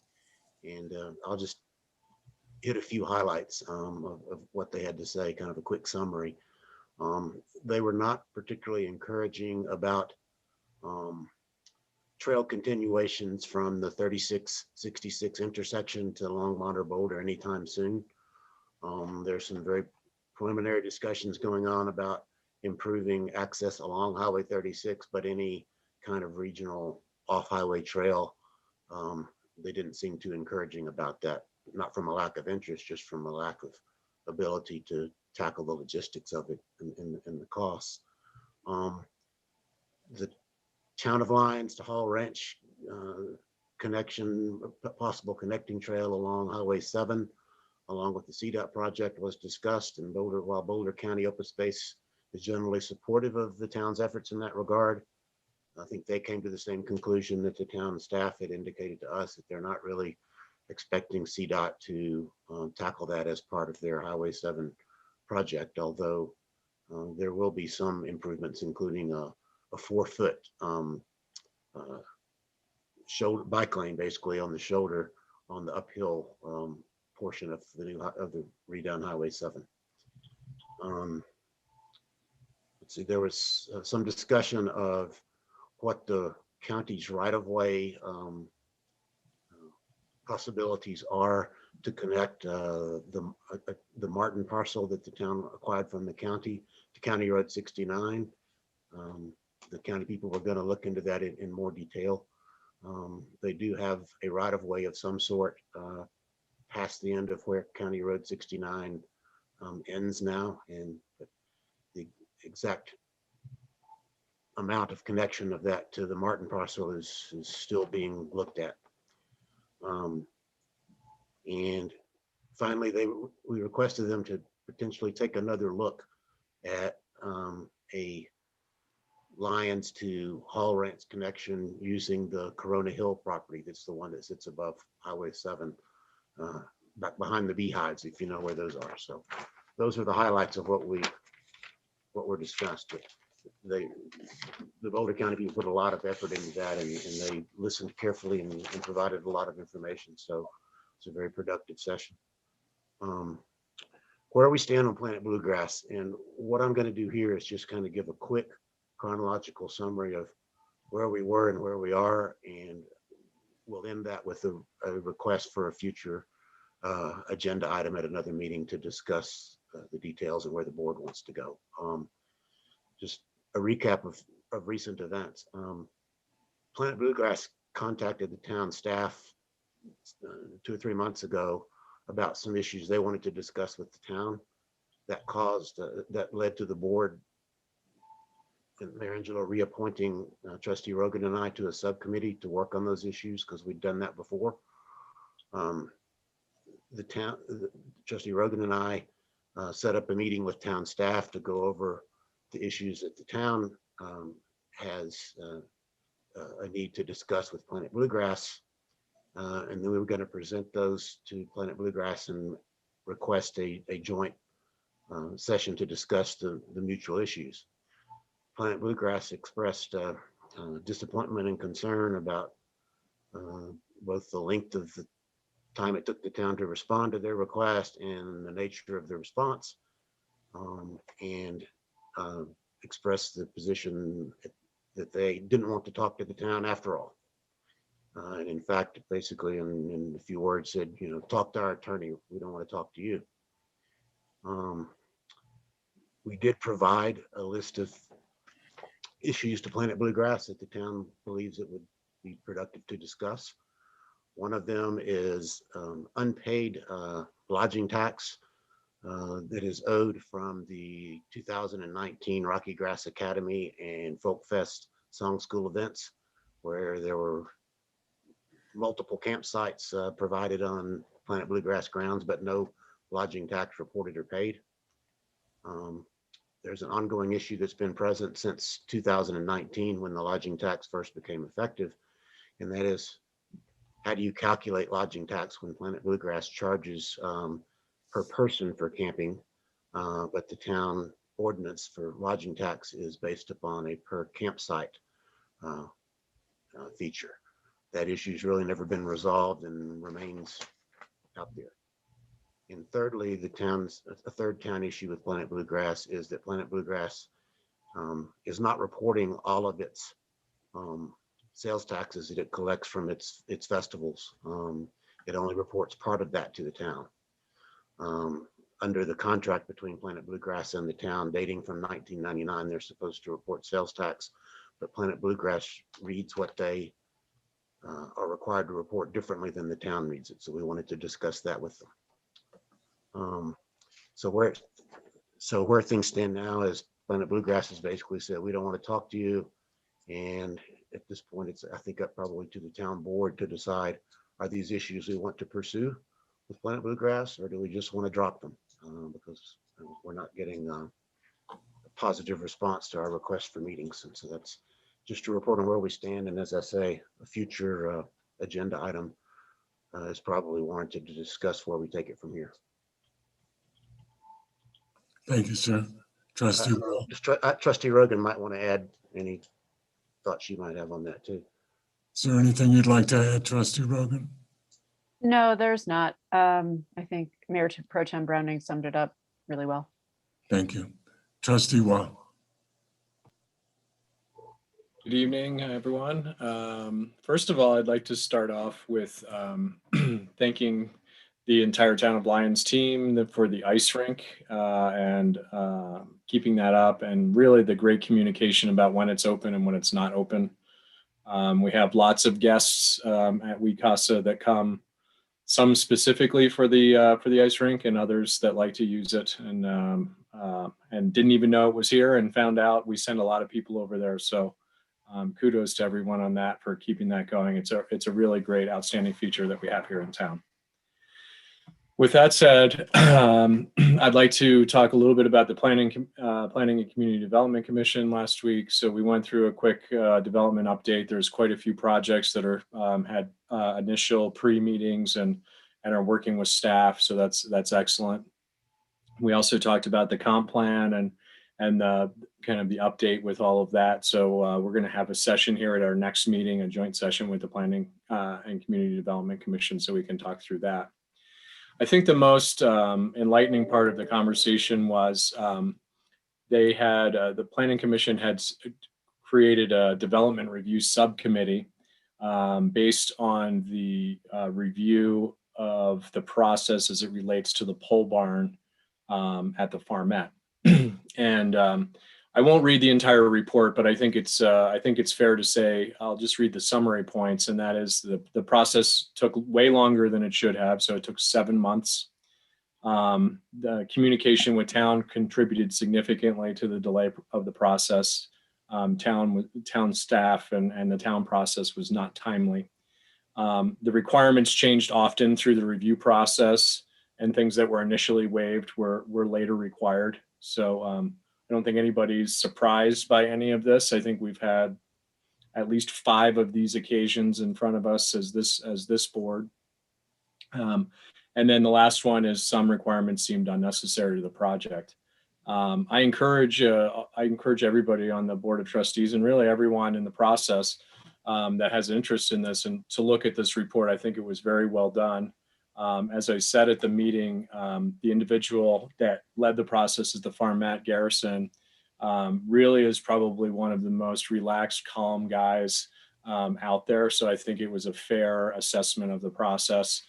He was not influenced by some of the people he works for. I can promise you that. He gave honest and feedback. And I think what's really important is that something that I've always wanted to see in this type of a process is there's a very, very detailed timeline. And we can see in some cases there were, significant gaps in communication and answering things. I think the good news that came out of all of this is that we worry, or the team was able to identify a few things. And one of the biggest things that I'm excited that this came out of this report was that the current process is very serial in nature. So a lot of times things have been approved, or things have been kind of gone through the process before somebody, another organization or another decision maker sees what has come before them. So, one of the things that Aaron and the team have been talking about is maybe, when appropriate, kind of making everybody aware at the beginning of the process, early in the process, so that the applicant doesn't get to step 7 and have to go back to step 5 to fix something or do something else. The other thing is this is one data point. So, I know that's not enough, and the PCDC also knows that's not enough. So what they've agreed to is that for the rest of this calendar year, anybody that goes through the process, they're going to ask them if they'd be willing to participate in a similar type of review. And I think that will provide significant input and feedback to staff and to really everyone that's involved in the process. So kudos again to the PCDC for that. I think it was a worthwhile effort, and I look forward to getting the results from a few more of these. And I think, like I said, it's about a 3-page document. I encourage you to take a look at it if you have the time. Thank you. Thank you, sir. Trustee Lowe. Oh, how can we get a copy of that? I haven't read it yet. It's in the PCDC minutes or the last meeting. It's linked in the packet. Okay. The final document is?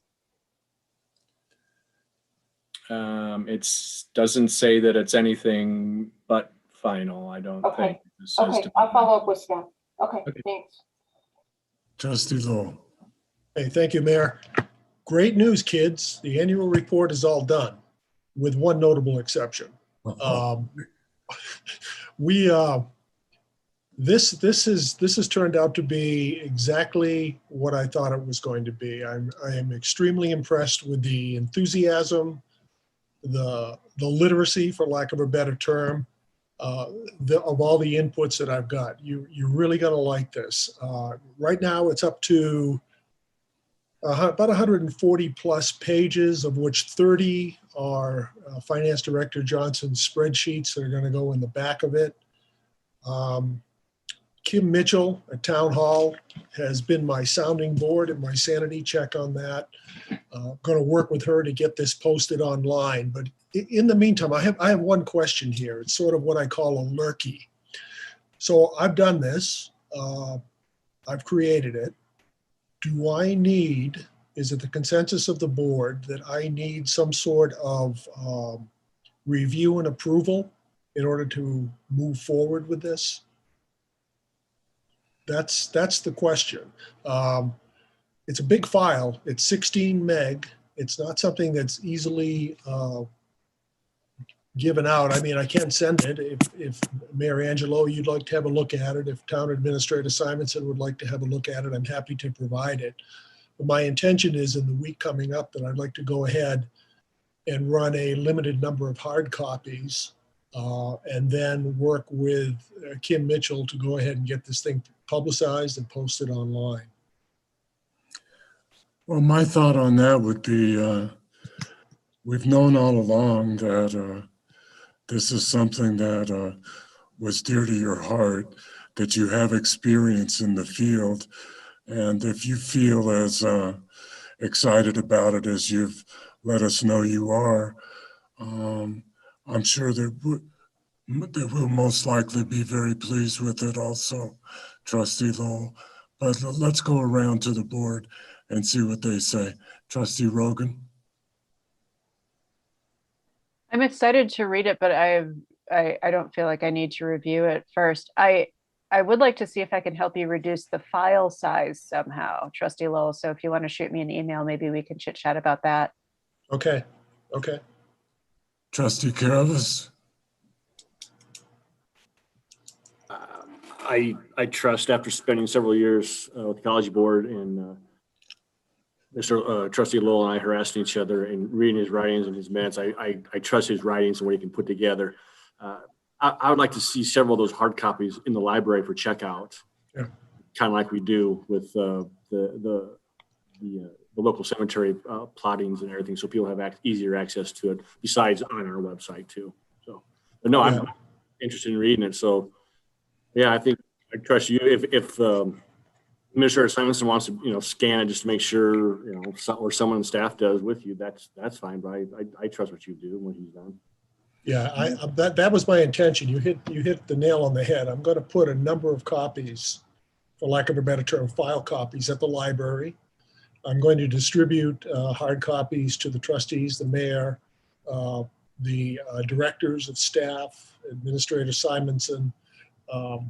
I'd also like to make a number of hard copies available at the town hall desk in case people who don't have computer access might want to have a look at it that way. Yeah, thanks. Thanks. Mayor Pro Tem, how do you feel about it?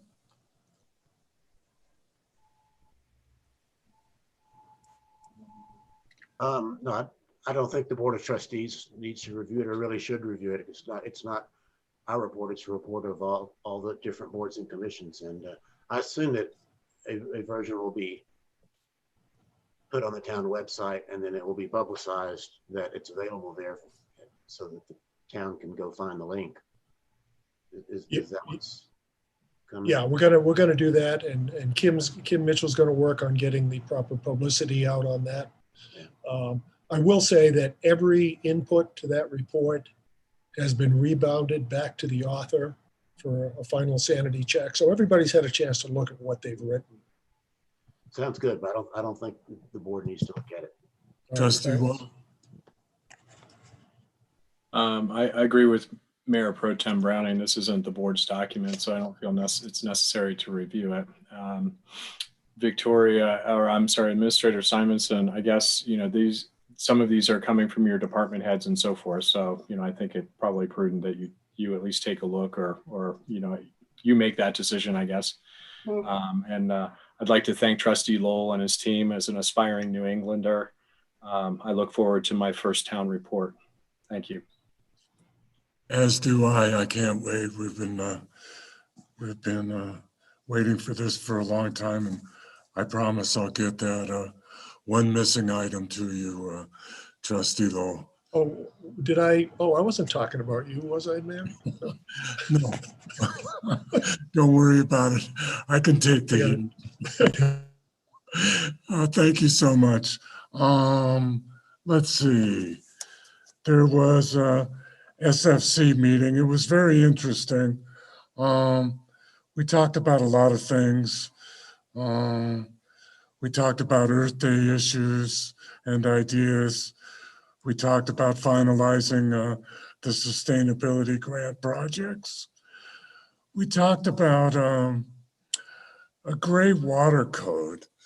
And I found that very interesting because I'm not as familiar with the Colorado water law as I probably should be, but I know that it's very strict.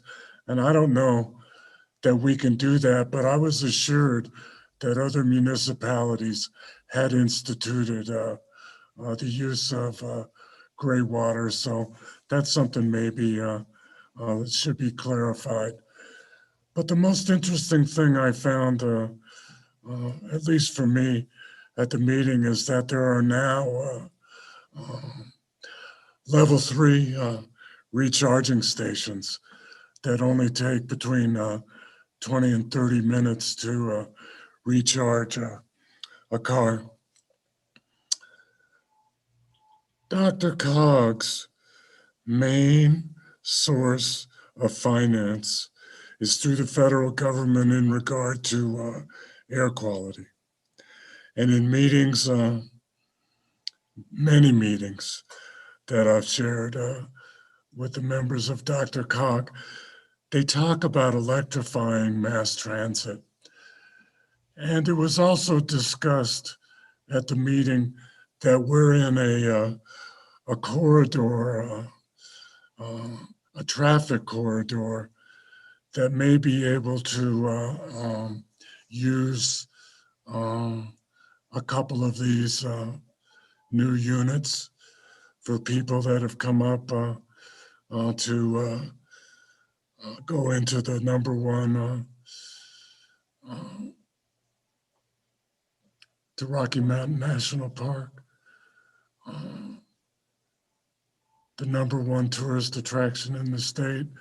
So I think it would behoove us to at least research whether there's grants available for at least a couple of these units, maybe put one close to the unit we already have, because they're not going to retrofit units. That's not the purpose. And maybe one in one of the parks. And I understand that they need a 3-phase power. So whatever we could do to stay ahead of the curve on this issue, I would appreciate. And what was funny was after the meeting, I saw my first ad from General Motors on their electric cars. So it's coming. They're coming. And we might as well be prepared. And I don't have anything else. Staff reports, finance update.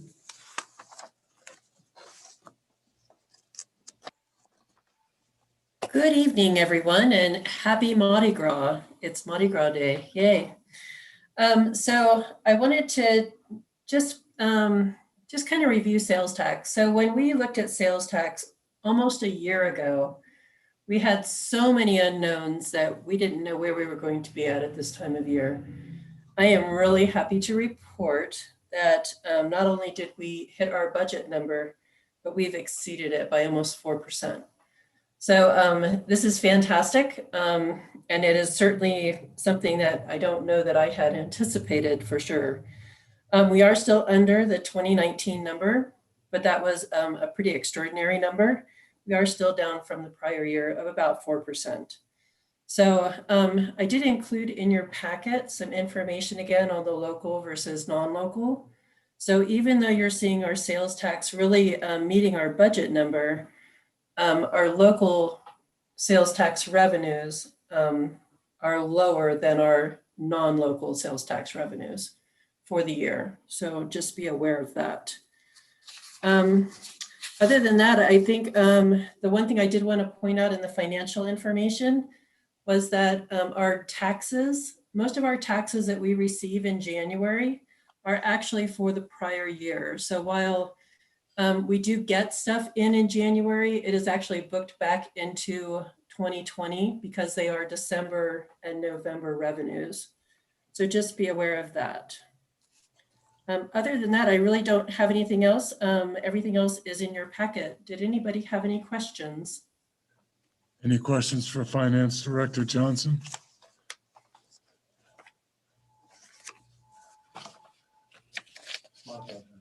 Mayor Pro Tem? I guess it's kind of combined question comment. The final number in your report for 2020 was in sales tax collections was $1,265,000. And if I've added the budget numbers of general fund and parks and recreation for 2021, the budget number is about $1,170,000. So it's slightly under what we collected in 2020. And it's kind of anybody's guess, obviously, what the lingering COVID effect is going to be. But of course, we did that number back in October, November, something like that. Do you still, I mean, my impression is that's fairly conservative in that our budget projections are less than we received last year. And if you recognize that the first couple of months last year were really strong, and they may not be this year because we still have COVID effects, it looks like to me we're being conservative. Is that your impression too? I don't think we've overestimated, but if we are conservative and we get more than we projected, great. But I hate to overestimate. Is that where you think we are too? I would agree with you. I do not believe that we are overestimating. We are definitely being very conservative. When we put the budget numbers together, we were still at a point that we weren't even sure that we would hit our current budget number. So we did actually not put any kind of inflator into our sales tax numbers for 2021. And we could look at that as we get going through the year and kind of see how things are coming together and see where our COVID concerns continue to be. And then we can make some adjustments to the budget if the board feels that is appropriate. Maybe it's hard because it's so seasonal. The revenues for the summer months are so high compared to the rest of the year that you're really taking a guesstimate at what's going to happen next summer. And I can't tell you. I don't think anybody can tell you. So, by the time we get the summer numbers in, which will be the end of the summer, we'll probably know, but it may be too late to do any kind of a budget revision would be my thought. But I just wanted to kind of point out that I think we're starting the year with conservative projections, and I hope that's the case. Yes, we are. And in fact, as we get into summer, and if we are going to open up a little bit more and get more festivals going, I mean, right now we're not planning on that, but if we do end up getting some more things going on in the summer where we're attracting more people, then we can certainly look at those numbers as we get through the year. Thanks. Any other questions? Thank you. Thank you. Utilities update? Hello, Mayor and trustees. So I did want to briefly go over some of the information I put in my utilities update just to get it pointed out for anyone listening who may not read some of those items. In the wastewater area, we did get sampling done at Oscar Blues today, so we'll wait and see how that results comes out. It was the first time they've just started doing production again after a number of months of not doing anything at that location. I did also just get some numbers in, and the BOD and TSS were down in the 300s, which is really good. And the copper was back down to 2.4, which was good. As I put in my report, there had been some concerns on that. I'm really still hoping to get something back from CDPHE from the state. Have not heard from them yet, just to see if we can do this new general permit, which includes that outfall switch so we can really have a better understanding of what these new requirements are when this new permit comes out. On the water front, what we've talked about a lot, the concerns about water pressure, or maybe more particularly fire flow, or the actual gallons per minute coming out of hydrants as opposed to just pressure. We did get the valve, and we do have a contractor selected, and I'm just waiting for them to have the signed contract back to me and a time frame for when we can get in there and do that work. So we'll see how much the improvements. I would expect definitely some. The questions are, how much will it improve? Will it just be the lower areas of the north part of downtown, or is this going to be enough to actually get all the way up to First Avenue and improve things up there? That's part of what we're still waiting to see.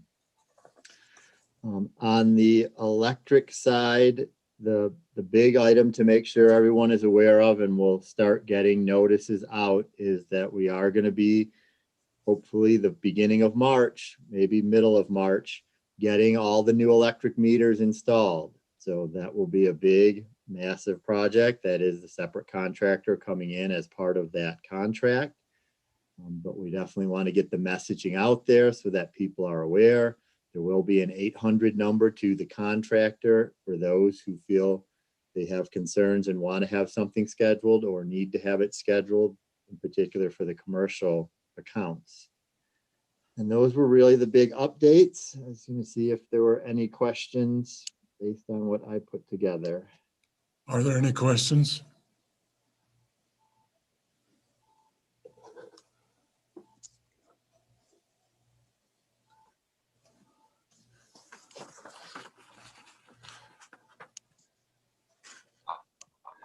You didn't mention the Longs Peak Avenue.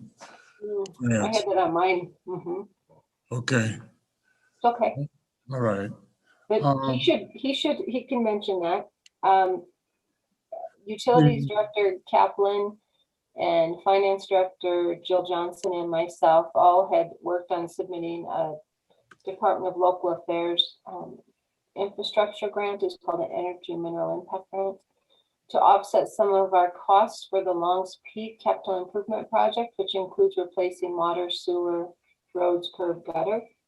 And we were notified that they are going to award $450,000 toward that project that we actually had budgeted in 2021 to have to spend. So that is a significant contribution toward that project. It's almost 50%.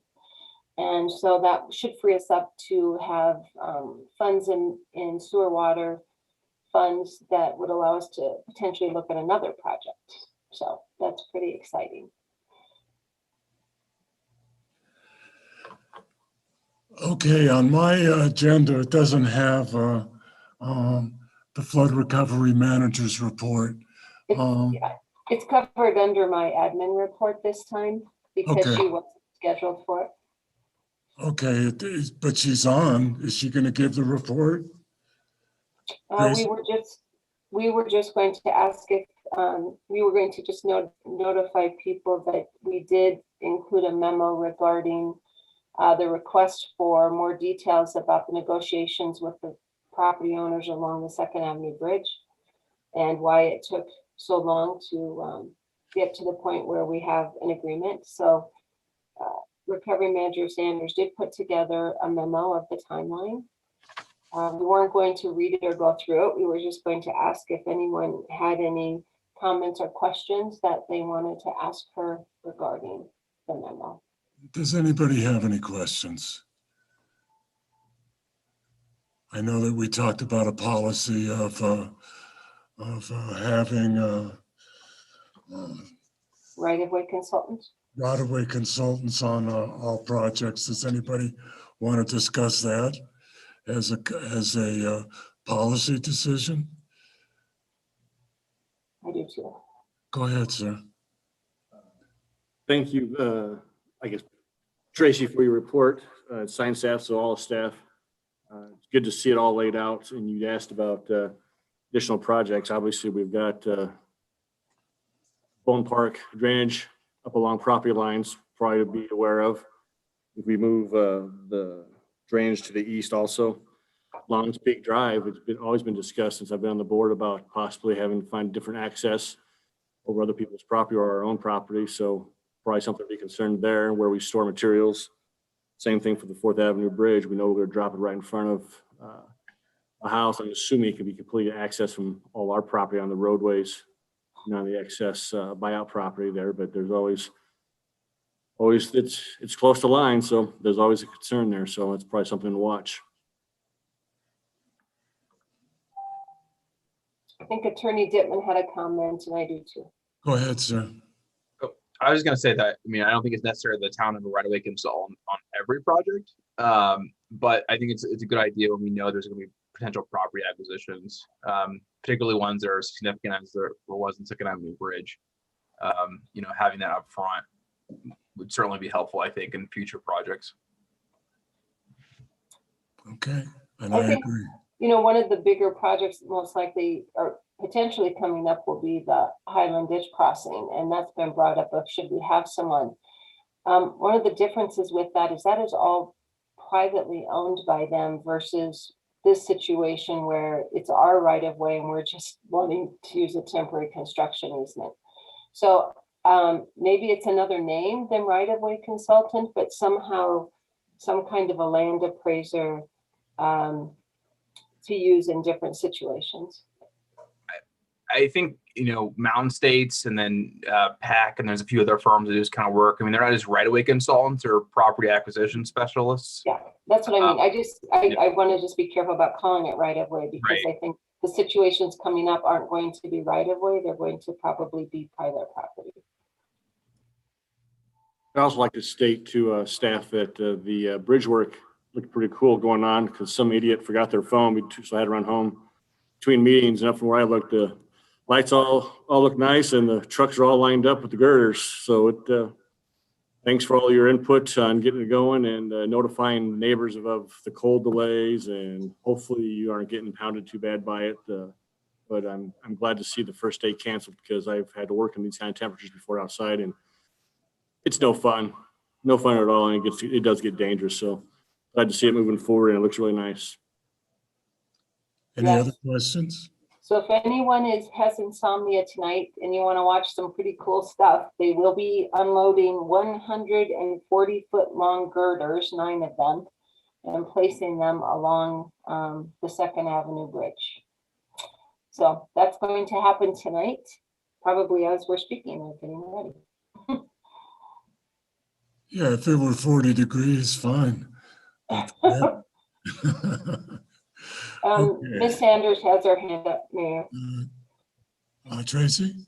Yes, I just want to add, if you do want to watch, make sure you stay out of the construction area because it's super, they have a huge crane in there. It's super dangerous.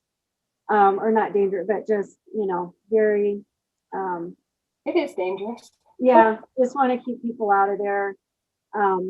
But also with the right-of-way consultant, they do specialize in private property acquisitions and negotiations. So we will consider that on the trail extension because we do have to cross a piece of property that is owned by Highland Ditch, and it's just to cross over it. But just to add to the memo, we weren't aware of right-of-way consultants when we started this process. We did not know that this is an avenue to go down. So now, like I said in our memo, every project is just adds a new challenge, when we learn something new with every single project. So now we know this is something someone we can hire to negotiate these things. But I had consulted with the state, I had consulted with the Boulder County Collaborative. Nobody in the town had never done an eminent domain before. So there was very minimal guidance. And finally, I reached back out to the Boulder County Collaborative and they said, why don't you use a right-of-way consultant? Because that's what we did when we did the buyouts for the private property homes. And I said, okay. So then that's when we got them on board. But we've learned a lot. Now we know how that process works. So we'll utilize it as necessary. Thank you. Yeah. Any other questions for either Administrator Simonson or flood recovery expert Sanders? I have a couple other admin updates. Go ahead. Just as you guys know, the COVID situation continues to evolve every week. And right now we are in a 7-day rolling average of a case count that's going down. So that is good news. I do want to give people the latest numbers about specifically Boulder County. To date, unfortunately, we have had 242 deaths, 8 more this past week. However, we do have, as of the end of last Monday, or I guess yesterday, 41,000 Boulder County residents have received at least one vaccine, and 20,000 have received a full course. So we are on our way. And 70% of the population over 70 has received at least one course of their vaccine. So those are pretty good numbers for Boulder County.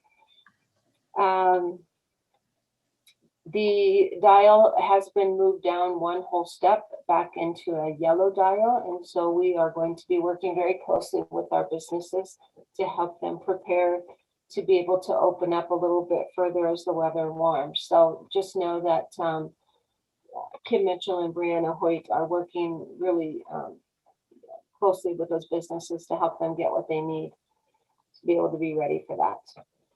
We did have a couple meetings that I just want to talk about. We did have the 4th Avenue Ped Bridge kickoff meeting on the design of that bridge. And we made sure CDOT staff was closely involved. We know that this is a federal project that was very similar to our Main Street in regard to funding. And we need to make sure we're doing a really good job on this paperwork for them. And so they have been involved, and we are moving forward to plan to have that bridge completed by this fall. So that one is moving along nicely. We did talk a little bit about Highway 7 stakeholders meetings, and we're attending those as well. And then we have started scheduling and meeting with the leaseholders along Highway 36 about the potential of the St. Vrain Corridor Trail continuing through there. Right now, if any of you have input or you want to give us any feedback on whether or not that path along that section between Highway 36 and McConnell should be crusher fine or concrete, this is our time to put in our final kind of scope of design, because there's a big difference in the price of concrete or crusher fine paths. And at this point, Dr. Cog is comfortable with either of those in our budget, but we do want to make sure we're meeting the expectations of this group if we accept this grant. We are scheduled for this Thursday, just so you guys know, to go into full negotiations with our other Boulder County partners on this additional CARES Act funding. So at the end of the day, Thursday, we should know if the recommendation from our Boulder County Regional Group is going to be that our match to those grants is still 80-20, or is it going to be 90-10 or 100-0? So it's a really big day for us on Thursday between Honeywell negotiations and our Boulder County regional partner negotiations in regard to these two projects. And then last and not least, we are in consideration of having some Amazon lockers brought to Lyons. What that does is for people who have post office boxes that can't have Amazon delivered there, it gives them a place to have that done. And some of our neighboring mountain community members too, who can't have Amazon delivered to their homes. If it's delivered here, we collect the sales tax. So it is an option we're looking at. We've talked to a couple local businesses who might have an interest in having it at their locations. They say the statistics show that if you have an Amazon locker in your business, it increases your sales quite significantly because people apparently run in while they're there. Or looking at somewhere more public and visible, like the visitor center is a possibility, using the bank of the walls outside. So we are taking a look at that and could potentially help with some sales tax that we're losing right now going up the mountains. So let's see. I think that is most everything I have for this week. Any questions or other issues you're wanting updates on? Trustee Rogan? Yep, thanks, Administrator Simonson. One question about vaccines. I know that it can be really difficult to get vaccines scheduled, particularly for folks who aren't quite as tech savvy as others.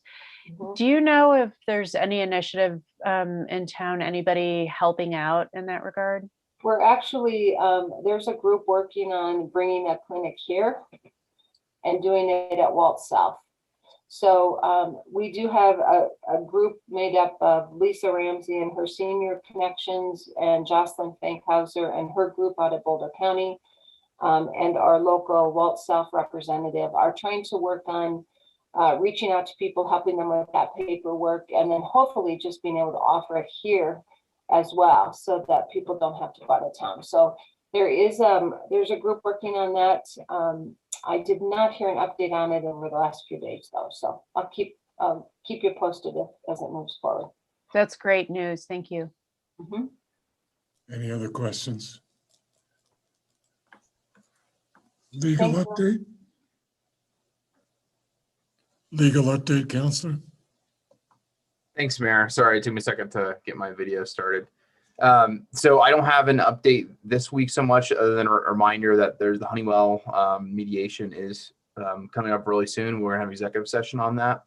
I think by next meeting, I'll have some updates on some of the outstanding legal issues we haven't talked about in a while, like Freisig and Callahan. But I don't think I'm ready to do that quite yet due to some pending things that are going on. So that's my legal update for right now. Thank you. Item 8, do we have a motion to enter into the Liquor License Authority? So moved. Do you have a second? Second. Mayor Andrew, I think we need to adjourn as the Board of Trustees and enter Okay. into the Liquor License Authority. Yes. I thought I could get going into it and then adjourn the meeting, but I'll do it the way you said, Counselor. It's fine. I think we can get it done. And we need a vote on this, correct? Yeah, we need to vote on a motion to adjourn and then, move to enter. Motion to adjourn the regular. We have a motion to adjourn the regular meeting. So moved. Second? Second. I'll call for the vote, Madam Clerk. Mayor Angelo, Aye. Mayor Pro Tem Browning, Aye. Trustee Lowell, Aye. Trustee Rogan, Hi. Trustee Carabas, Aye. Trustee Watt. Aye. Regular meeting is adjourned. Do we have a motion to enter into the Liquor License So Authority? moved. Second? Second. Call for the vote, Madam Clerk. Mayor Angelo, Aye. Mayor Pro Tem Browning, Aye. Trustee Lowell, Aye. Trustee Rogan, Hi. Trustee Carabas, Aye. and Trustee Watt. Aye. We are now in the Liquor License Authority. Could you please read the item on the agenda, Madam Clerk? Yes, this is the Liquor License Authority to hear the suspension, revocation, or reinstatement of the Lion's Den Restaurant and Tap House liquor license. Counselor? So once again, this is a continuation of a meeting we held a while back on the final disposition of the Lion's Den liquor license. You may recall in our previous meetings that their business license has been revoked at this point in time. We have continued to suspend the liquor license of the Lion's Den pending the resolution of the state's proceeding against them. And tonight we finally decide the resolution of the local license of the Lion's Den. The process is that first staff will give a presentation, second the applicant, if they are present, will give a presentation. After that, there can be public comment. Staff will have the last word as it's their motion to suspend, in this case, the liquor license. And the board will have a motion and a second on the final disposition. At this time, I will lead the staff's argument. Is Sergeant Christ still on the line? Yes, I'm here, and I'm more than welcome just to have you take the lead. That's fine. Yep. I think you know what I know, so.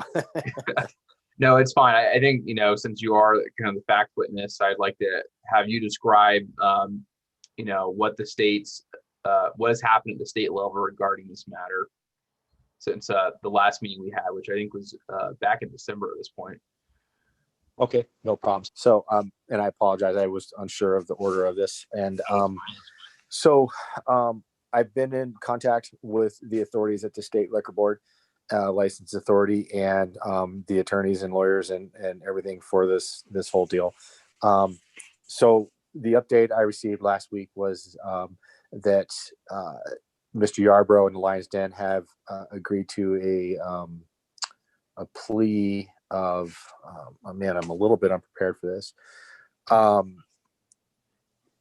I'm sorry. The board has decided that they are going to settle with a 90-day suspension of the license as it took place on December 5th. Instead of going to trial in court, right? Yep. And just to stop real quick, Dr. Chris, the board you refer to is the State Liquor Board, is that correct? Yes. So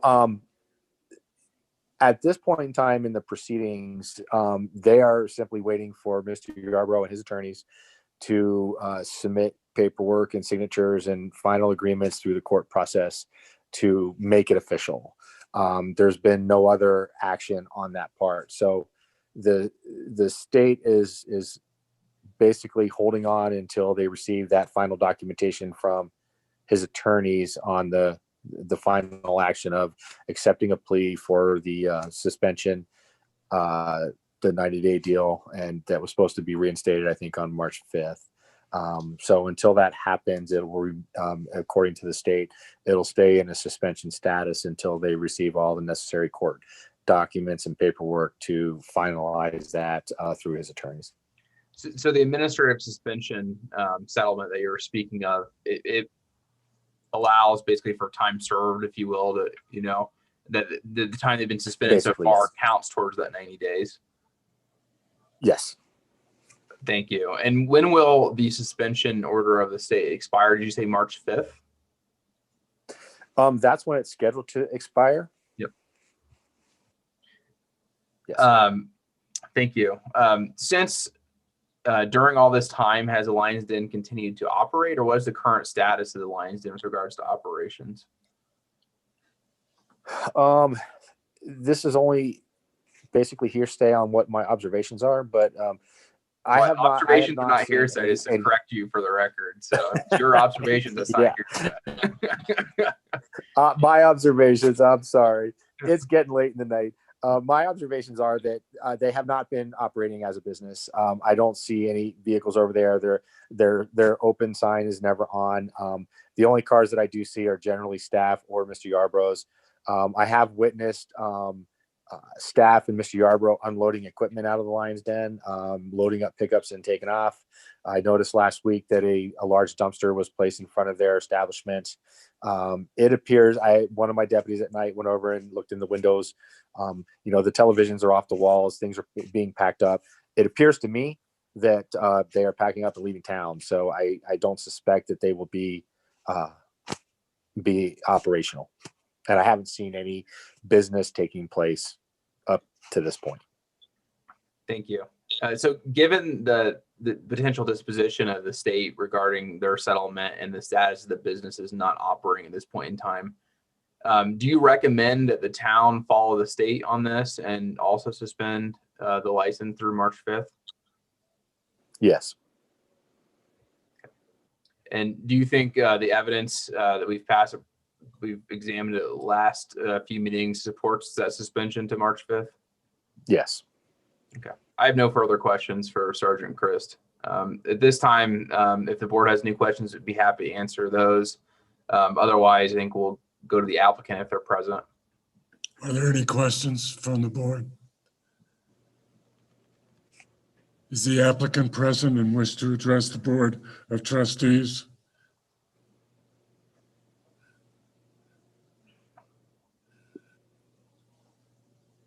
Doesn't look like it. Clerk Vasquez? Just for the record, I did email Mr. Yarborough to let him know he was on the agenda as a reminder, and I didn't hear back from him. Okay, At this point, there's any public comment, I think it's appropriate for the board to consider that. is there any public comment? Seeing none. So at this point is my final word, since it's my motion to suspend the license. So standing staff's recommendations, we follow the lead of the state. The state will hopefully shortly will have final order suspending the license to March 5th.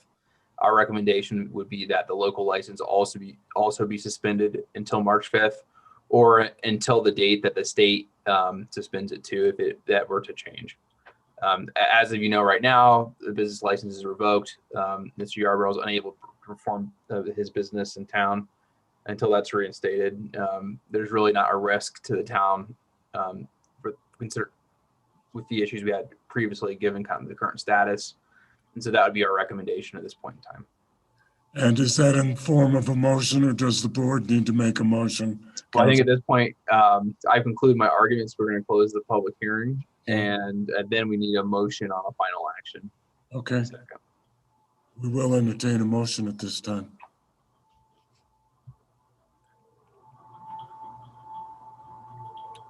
Mayor Pro Tem Browning? I move in accordance with town attorney's recommendation that we suspend the local liquor license of the Lion's Den until March 5th or such other date as the state may order a suspension. I'll second that. We have a motion and a second. Any further discussion? I'll call for the vote, Madam Clerk. Mayor Angelo, Aye. Mayor Pro Tem Browning, Aye. Trustee Lowell, Aye. Trustee Caravas, Aye. Trustee Waugh, Aye. Trustee Rogan. Aye. Motion passes unanimously. Any further issue on this subject, Counselor? I think at this point we can have a motion to adjourn as a liquor license authority and to re-adjourn a regular meeting of the Board of Trustees. Okay. I think we can do that as one motion, actually. Yeah, let's do that. Let's do that in one. Could we please have that in the form of a motion from anybody on the Board of Trustees? So moved. Do we have a second? I'll second that. Call for the vote, Madam Clerk. Mayor Angelo, Aye. Mayor Pro Tem Browning, Aye. Trustee Lowell, Aye. Trustee Caravas, Aye. Trustee Waugh, Aye. and Trustee Rogan. Aye. We are reconvened into the regular meeting. Could you please read item 1 under public hearings and ordinances, Madam Clerk, ordinance 1096 into the record? Yes, this is the first reading of ordinance 1096, an ordinance of the town of Lyons, Colorado, repealing and replacing chapter 6, article 1 of the Lyons Municipal Code concerning business licenses. Staff?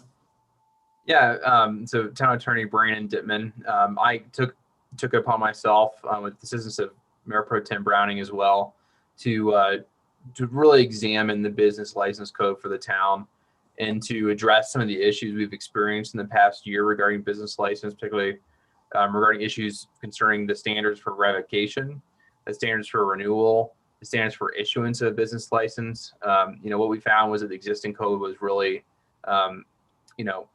either unclear, having had several conflicts, but also just is lacking content regarding these issues.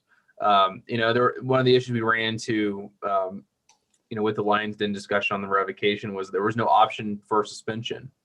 And so that was, one of the things we looked to address. And so what, I did, and I think Mayor Pro Tem Browning did as well, was examine, various other codes of municipalities, look for, things to insert in there to help, have a more comprehensive business code and make the recommended changes. It is a pretty massive code update.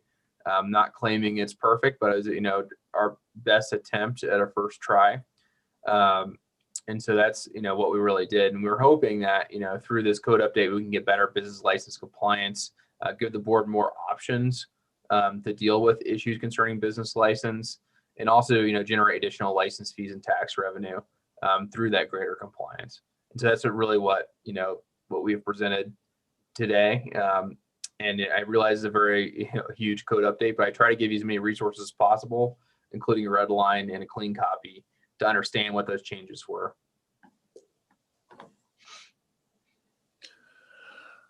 Okay. I think Administrator Simonson has Yeah, and then just to add to that a little bit, this did come up fairly quickly and was put together. So we do have a staff team also taking a really deep dive into this before you have second reading to make sure we're not missing anything that should pertain to this, quite wide sweeping change to the ordinance, or update, not change, update. Yeah, I mean, given some of the recent events regarding business license renewals, there was an urgency to put this together. And so, it did maybe go through the full workshop and vetting process it usually did. But we felt it was important to, put this before the board as quickly as possible so that the board will have options, soon if the issues concerning business license continue. Okay. So can we get into discussion about the ordinance itself now? I think at this point we have questions for staff, and then, probably a motion in a second and then discussion. Well, we probably need is there any discussion for staff? Or questions? Or questions? Trustee Rogan. Thank you. My question is, how much revenue a year does the town get from business licenses? Not much. Good question. I can look that up while we're looking at this. It's $50, except this year you're at 25, but normally it's $50 a year and around 200 businesses. If everyone, if everyone did what they needed to. Okay. Trustee Watt. So am I to understand that in section 6-1-20 definitions, number 4, any person that owns any landlord in town, whether for personal or commercial property, needs to have a business license? So that's a little more expansive than maybe we originally intended. So obviously, if you're owning your own property, you're not bringing out to anybody. You are not subject to having a business license. That's something that's already been identified as a potential issue that, we were looking at other language. Maybe got a little too aggressive on capturing as many businesses as possible on that one. Is it common for a landlord to be a business, defined as a business? I think if someone is doing rentals, it's common that they are required. I'm not asking about that. I'm asking if someone owns a residential property in town and rents it, is that a business? I think the way it reads right now, it's a business. And it needs a business license. Counselor, let me ask you something. I was always under the impression that when we got into particulars of a written ordinance, that there needed to be a motion and a second on the table, and then the discussion took place. Yeah, I think at this point where this is for questions, and that was kind of more of a question, but if there's a discussion, I would agree that we would have a first and a second. I was asking a question for clarification based on the word and the document that was presented in front of me. Yeah, and so I think you're going to find varying opinions on that. I think, I think a short-term rental, other types of rental properties, more so, but if it's a single residential home a room is being rent out, which is not a short-term rental or a VRBO, typically not. But I think you will find there are some codes that do require a business license as part of that.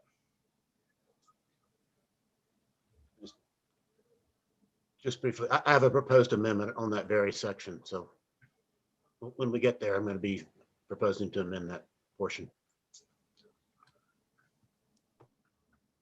Are there any further questions? Trustee Watt? No, I'll wait. Okay. So do we have a motion?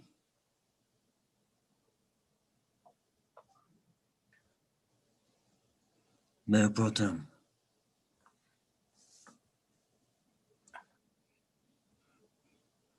I think you're on mute, Mayor Pro Tem. Mayor Pro Tem Browning. Sorry, I hit the wrong button. That's all right.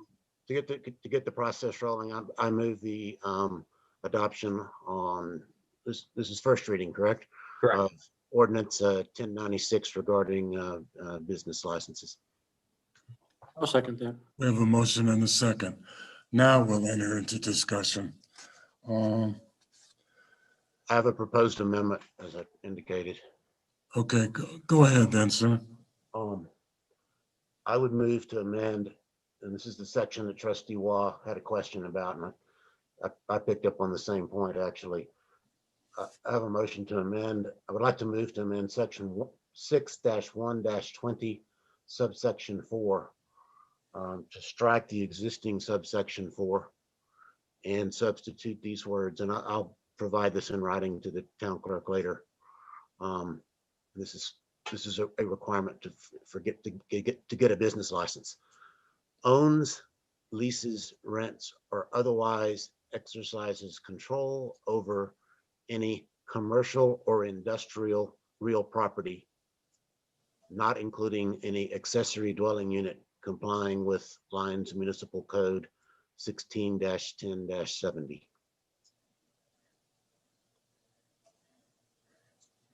If someone would second for purposes of discussion, I'll explain.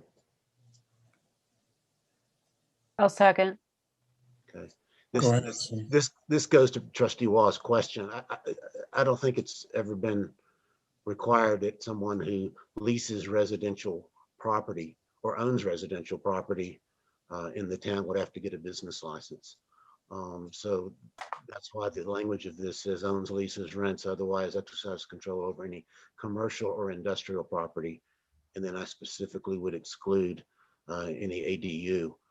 As originally drafted, it would have said owns or rents any real or personal property within the town. Everybody in town owns or rents personal property.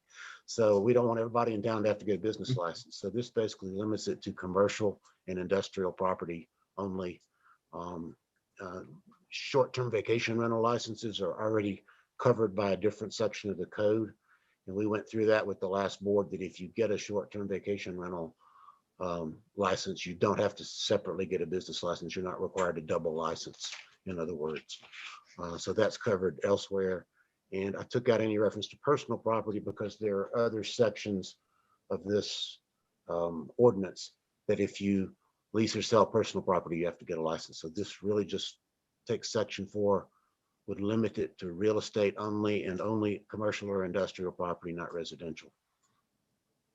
So So can I ask Administrator Simonson, if currently somebody that leases, does somebody that leases commercial property have to have a business license?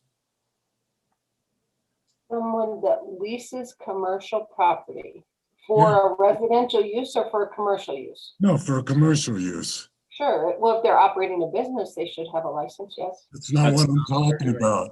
I'm talking about the person that leases the property to, you're right, to somebody who's doing business, who already has a business license. So basically you're going to get 2 business licenses costs. You're going to get one from the leasee and you're going to get one from the leaseor. Does that exist at the present time? I guess it would depend on the situation. What we want to do is have a full inventory of all the different types of businesses in town. Who's operating in town? What's their wastewater? What's their, all these different situations. I will give you an example. Okay. If Craig Ferguson owns the hotel and leases that property to someone who runs a business, he is not in a business. He is a real estate. He is a landowner. Yes. Would he need a license? Would he need a business license to rent that land to the hotel? Because that's not what the code says today. The hotel person needs a business license. Not Craig Ferguson. Right, we've never required it. That's not true. You have in at least one case that I know of. Not that I I'm about to have to recuse myself from this, but there was one business in town that was required to have a business license by town administrator Simonson. That is just a landlord and does not run a business, but has several businesses operating on their property. So that's why I'm seeking clarification. I believe that Mayor Pro Tem's intention is that if you own real property and it is leased to someone else, for them to run a business, that landlord should also have a business license. Is that your intention, Mayor Pro Tem? Yeah, I think someone who's in the business of leasing commercial property is conducting business. Yeah. Okay. And the town, the reason here has never been revenue for the town. That's not the reason for having business license. It's really to keep track of what businesses are in town doing what that may owe sales tax or property tax. And so certainly someone who's in the commercial leasing business, if they're leasing, whether it's one property or 5 property or whatever, it affects the amount of sales tax the town's going to get. Yeah, I guess if you're a real estate agent and you have a real estate business, you are licensed, and then potentially your tenant would too. There's never an easy situation. Yeah, but landlord wise, we have not been. We should. Does the landowner pay sales tax on the rent that's collected? No. Then they're not a business. No. You can be a business. There are a lot of businesses that don't collect sales tax. A whole lot of businesses that don't collect. All our service industry. Any service. Your argument was that we need to know all the businesses in town and the sales tax they're generating and the revenue they're generating. And that is not what is occurring with a commercial landlord.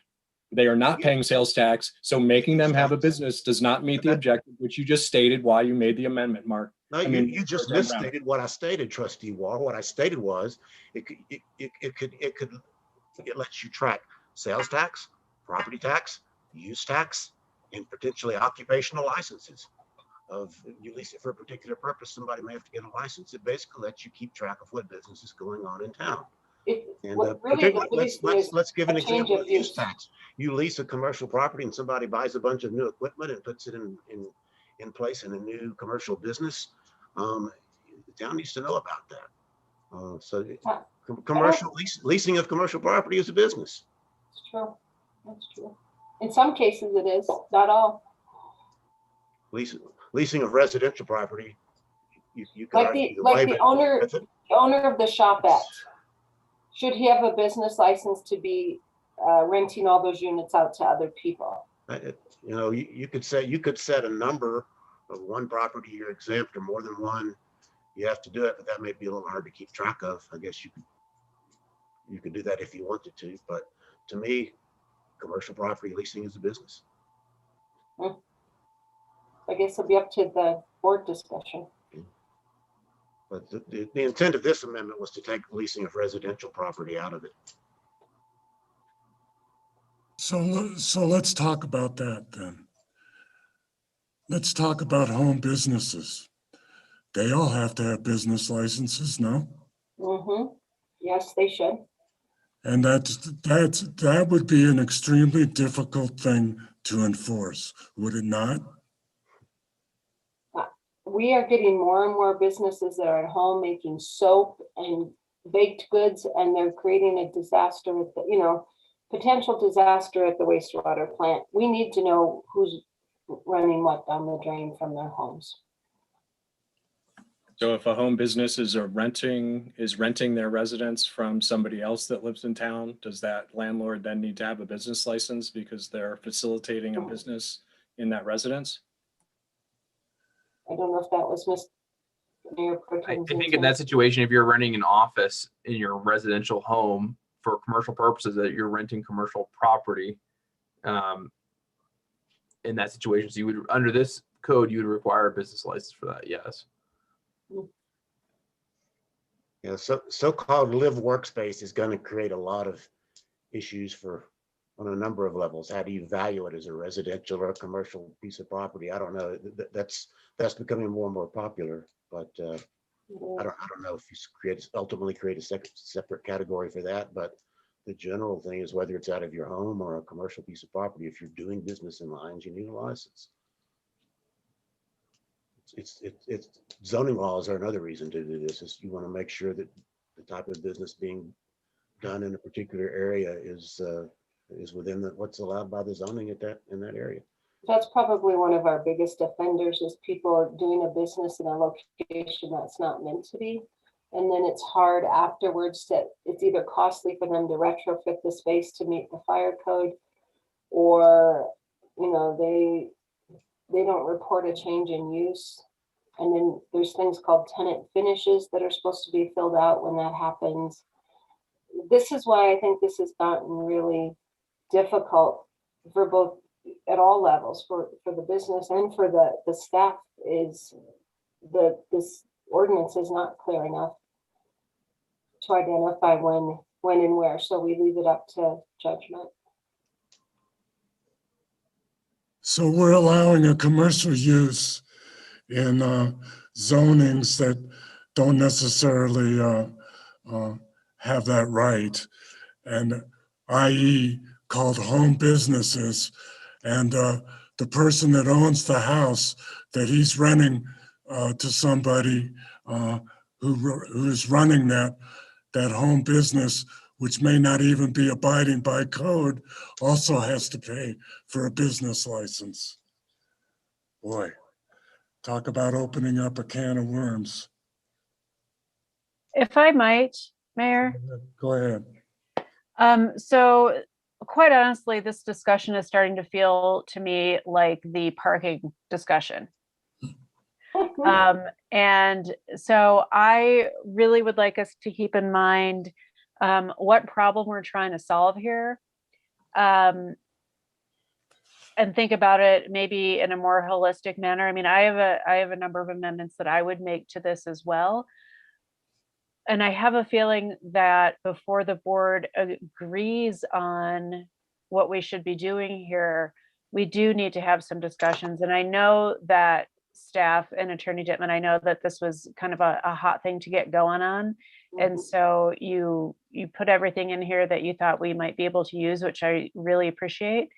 But I wonder if we would benefit from taking a pause on this if possible and doing a workshop like Mayor Pro Tem Browning led for the parking ordinance. I wonder how people feel about that.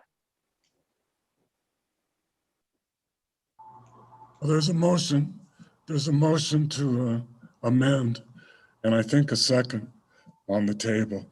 So if you, that is for you to consider, Mayor Pro Tem Browning.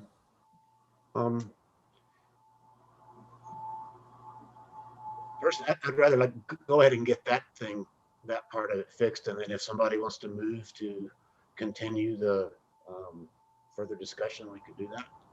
But that was a particular part of the draft that I thought needed to be pretty clearly fixed, because the way it was drafted, it said anybody who owns real property in town has to get a business license, and that was never the intent. So I wanted to get that out of there before it caused trouble. But then if somebody wants to take the whole thing and continue it, workshop it, whatever, it's up to the majority of the board. Okay. We have a second also on your amendment, do we not? Yes. Somebody did second, yes. Okay, any further discussion? If not, I'll call for the vote. Mayor Angelo, Aye. Mayor Pro Tem Browning, Aye. Trustee Lowell, Aye. Trustee Rogan, Aye. Trustee Waugh, Oh, you were muted, so. aye? Nay. Nay, okay. And Trustee Carabas. Aye. The amendment passes 5-1. Trustee Rogan. Yeah, I think this would be in the form of a motion. So I would move to continue this discussion of first reading until after the board has had an opportunity to have a workshop surrounding this issue. Is that Attorney Dittman, would that be? Needs to be to a date certain. Date certain. To a date certain. So it'd have to be March, either pick March 1st or whatever that after that. You need a date certain. I think we have a couple workshops planned, don't we, Clerk, already? Yeah. March 15th. I think there's one on the 15th. I was thinking about the 1st. Is there one on the 1st March already? 1st, we are looking at the PCDC update.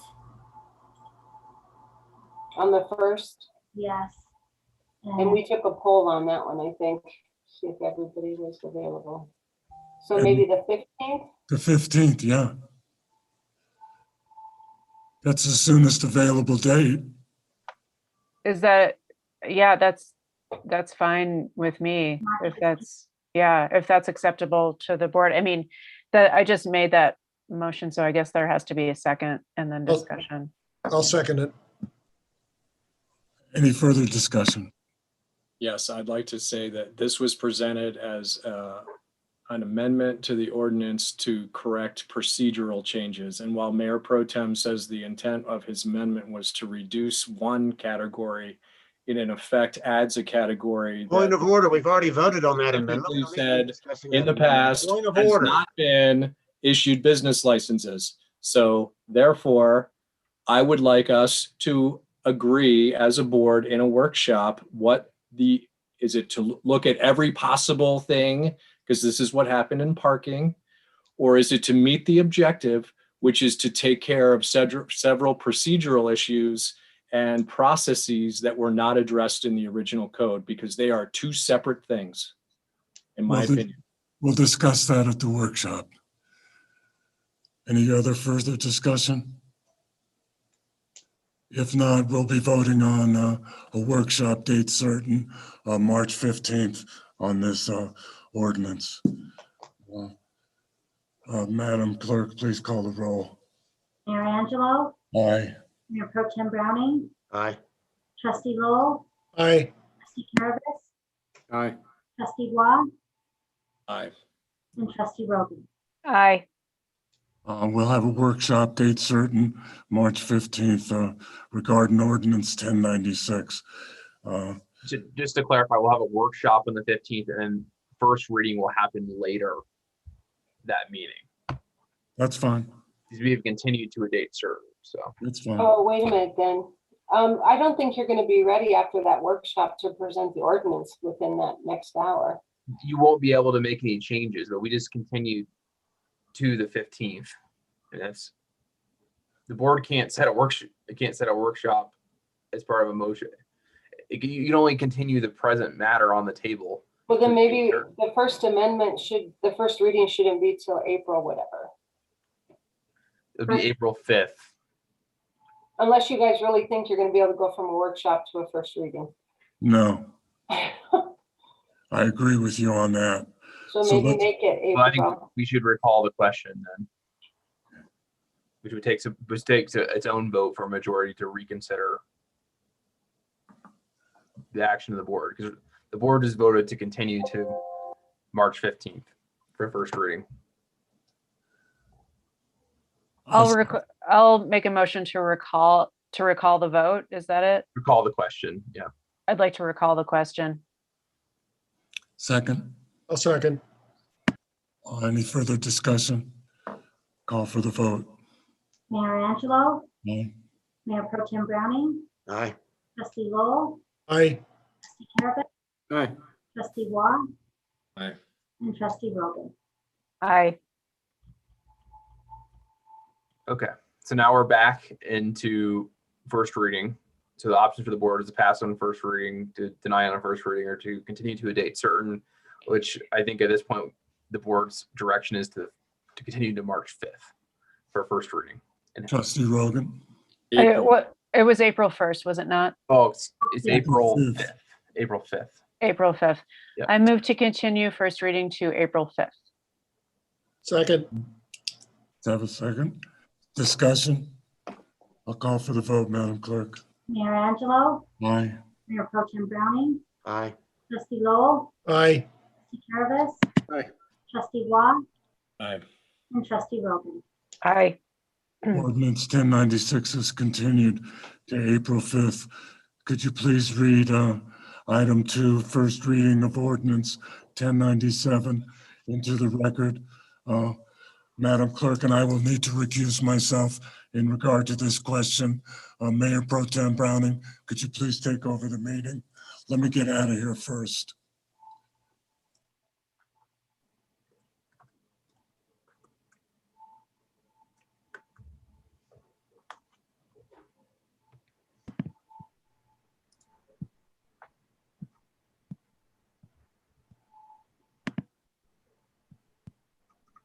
Clerk Vasquez, did you already read the title?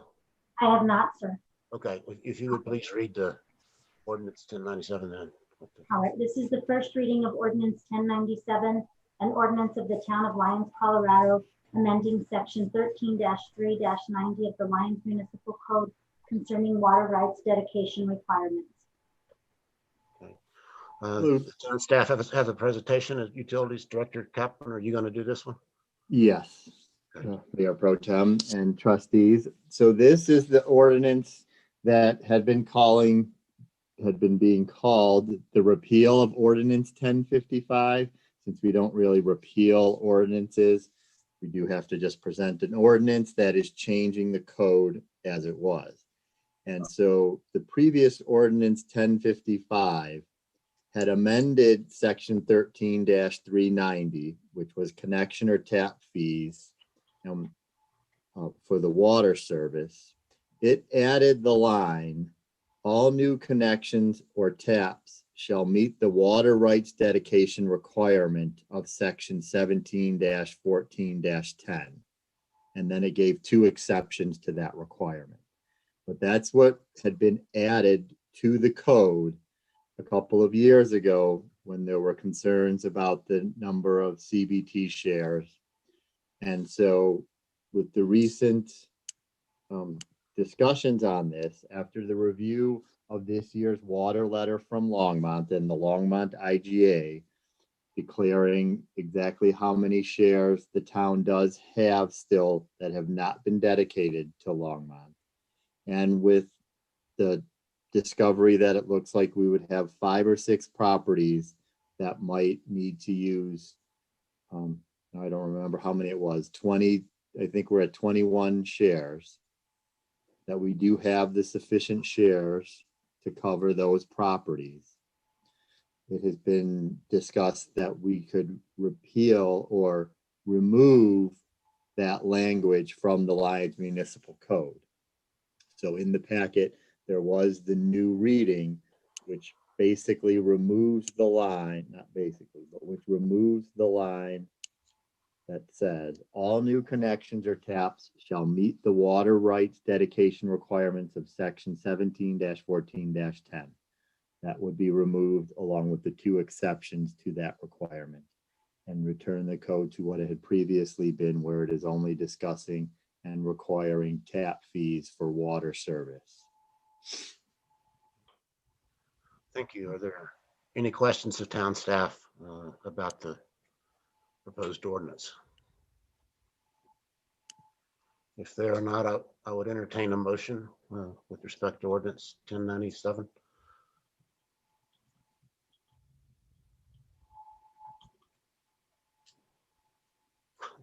So moved. We have a motion from Trustee Wise I presume is to approve ordinance 1097. Yes, move to approve. Is there a second? Second. All right, we'll move on to discussion at this point, and any amendments? Does anybody have any proposed amendments or discussion items? Hearing none, I have one amendment to one of the whereases, just to clarify something.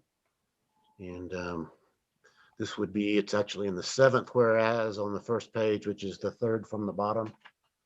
It's the shortest one on the first page. It reads now, whereas the ordinance does not impact the requirements for water rights dedication upon subdivision or annexation. I would propose an amendment where that section would read as follows: whereas the ordinance does not impact the requirement for water rights dedication upon subdivision, annexation, or under subdivision agreements requiring water rights dedication. So what I'd be adding is that last phrase, or under subdivision agreements requiring water rights dedication. I'll second that. I guess that would be my motion. Would there be a second? I did. Second. Okay, thank you, Trustee Caravas. And the explanation for this is simply, I think there are provisions elsewhere in the code that reference that if water rights dedication is required under a contract such as a subdivision improvement agreement, that obviously you have to put them up. But I wanted in this ordinance to make clear that that requirement was remaining in the code and wasn't being changed, just like the requirements for subdivision or annexations.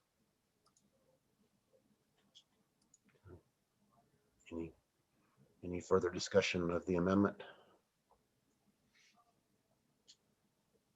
If not, then I would ask the clerk to call the roll for the vote on the amendment first. Mayor Pro Tem Browning, Aye. Trustee Lowell, Aye. Service, Aye. Trustee Wong, Aye. and Trustee Rogan. Aye. That amendment is approved 5-0. And now pending is the motion to approve ordinance 1097. It's already been moved and seconded. Is there any further discussion on the ordinance itself? If not, then I would ask the clerk to call the roll on ordinance 1097. Mayor Pro Tem Browning, Aye. Trustee Lowell, Aye. Trustee Service, Aye. Trustee Rogan, Aye. and Trustee Wong. Aye. The ordinance is approved on first reading 5-0. And if somebody could tell Mayor Angelo that his vacation is over.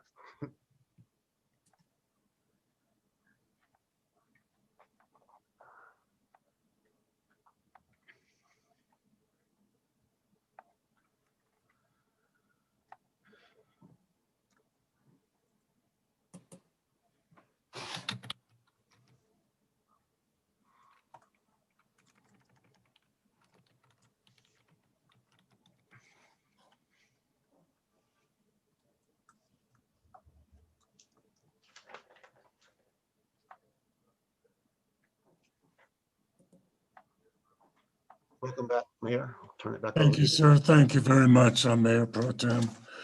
Madam Clerk, could you please read the consent agenda into the record? Yes, sir. Item 1 is Resolution 2021-20, a resolution of the Town of Lyons, Colorado, authorizing 622 Overlook Drive to connect directly to the sewer main and waiving the sewer tap fee.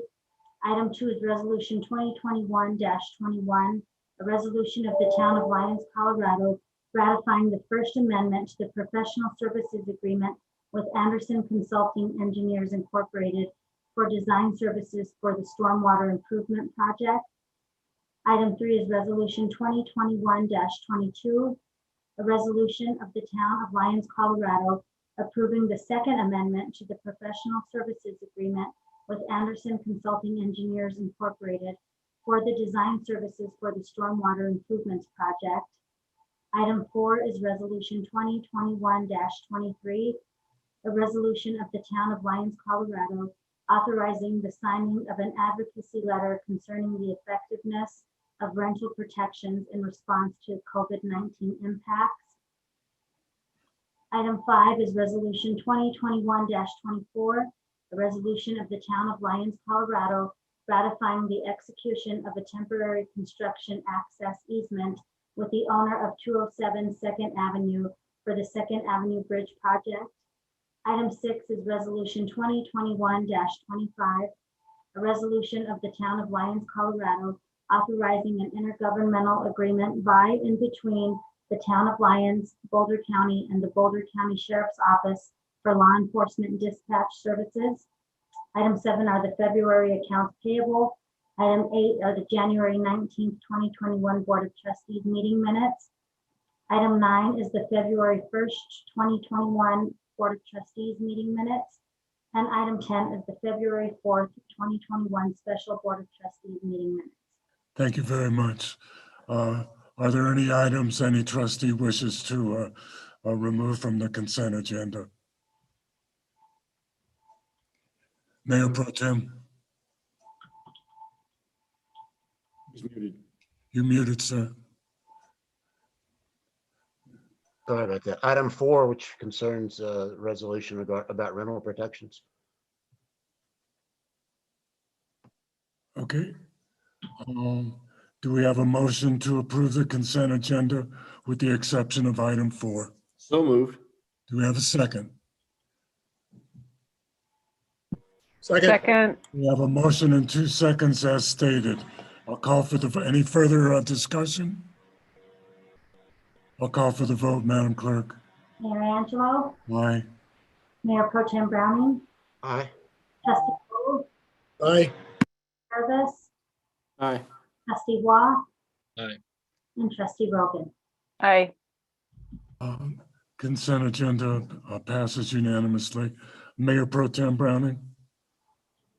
I ask to withdraw item 4, which is a resolution approving a letter to Governor Polis about landlords and tenants and relations during the time of COVID, basically to requesting a number of things to extend kind of a moratorium on fees and penalties, to also it says extend or make permanent an executive order requiring landlords to give tenants 30-day notice of demand for compliance instead of the regular 10-day demand. And that's the part that caused me to pull this. The words of the letter say, request the governor to extend or make permanent the change from 10 days to 30 days. Well, the 10-day notice comes from a statute the Colorado legislature passed. The governor, using his emergency powers during COVID, because of the situation that created, entered an executive order extending that period of time for emergency reasons to 30 days. And I don't have a problem with the letter asking him to consider extending his order. But when it says, or make permanent the order, that means basically a request for him to permanently override a state law that sets the period at 10 days. And I have real problems with chief executives of government entities at any level, local, state, or federal, changing what whatever the legislative branch put in a statute. For example, if the Town of Lyons Board says that utility customer has 30 days to appeal a town administrator's decision on something, but somebody on the town staff says, no, we're going to cut that to 15 days. You can't do that because the legislative body said 30. If the state legislature says in the budget, we're cutting this particular department's budget 10% next year, the governor can't say, no, I'm still going to fund it at 100% because I don't agree with that. More on the federal level, for example, if a Congress says, gee, we're going to appropriate $200 million of foreign aid to the country of Ukraine and want it dispersed immediately, can the president say, I don't like that, I'm not going to disperse that money? I don't think so. When the legislative branch passes a statute, the governor has to follow that statute. And so the same thing is true on the state and local level. Now, emergency powers, can you change a 10-day window to 30 days during emergency? Yeah, you can. And we did that with some of our local ordinances of letting people use spaces on sidewalks that wouldn't normally be usable. That's okay for emergency powers, but when you say make permanent, I got a problem with that. So my suggestion would be to strike the words or make permanent out of that first bullet point in that letter and leave it to say extend the 30-day, extend the executive order requiring landlords to give tenants a 30-day demand. I don't have a problem with that as an emergency order, and I think we're still in the COVID emergency. But to make it permanent, I'm opposed to that. If I might, Mayor? You may. I'd like to provide a little background for this item. This was brought to us at the Consortium of Cities. So this was a letter that was not written by our staff. I know that was a question earlier. This was written by, I can't remember her name, and I apologize, but it was a Consortium of Cities effort. So this letter is going to all the members of the Consortium of Cities, and we were asked to bring it back to our respective boards and ask if our respective boards would like to sign on to this letter to be given to Polis. So I don't know that by striking that phrase, we're amending the letter that somebody else has written. So we would be in effect saying, no, we're not going to sign on to this letter unless you make this change, if that makes sense. And I understand the theoretical issue, Mayor Pro Tem, that you have with the phrase "make permanent." I understand that completely. However, in this case, this is literally makes the difference between somebody having a home to live in during this time and somebody not having a home to live in during this time. So I feel like that kind of takes precedence over the ruminations about 10 days versus 30 days and what governmental powers can do or not do. So I would encourage us to sign on to this letter. I think that if we don't sign on to this letter, if we decline, I honestly worry about how that would make Lions look in the eyes of the consortium members and in the eyes of the wider community. Any further comments? Go ahead, Trustee Caravas. Counselor Dittman, Yes. legal question based on what Mayor Pro Tem brought up. Those of us on the board took an oath to uphold the Constitution of the state and the country, and bypassing the executive branch, bypassing the legislative branch, judicial branch. Is this even legal? I think signing the letter is certainly legal. I think it's questionable whether you could permanently enact an executive order. I think it's a question for the governor to consider whether he has the legal authority to do that. Issuing an order to the mayor to sign the letter in and of itself is not an illegal act. Even suggesting something that may be dubiously legal, if that makes sense. There's really two actions, Correct. Action of the town signing the letter is not illegal in any manner. The question of whether the governor can make an executive order permanent is a separate question, which really resides with the governor's office, not with us. But us approving something that we know is. I mean, we're not approving anything. We're just recommending. And I don't think, I think the letter wasn't perhaps artfully written. I don't think anyone would suggest that an executive order can be made permanent without legislation, just because that's not how executive orders work. And so I think maybe it's worth taking back a consortium is what was the intent of that phrase. I mean, it may be that they intended that it be made permanent through legislation. I don't know, because I wasn't the drafter of this letter, but I don't think there's any risk the town is doing anything illegal by saying sign this letter. Okay, thank you. Any further comments? I do think I'd like that to respond, Mayor. I have a comment first. Go ahead. I think that that may be a poor use of a word, but I also think that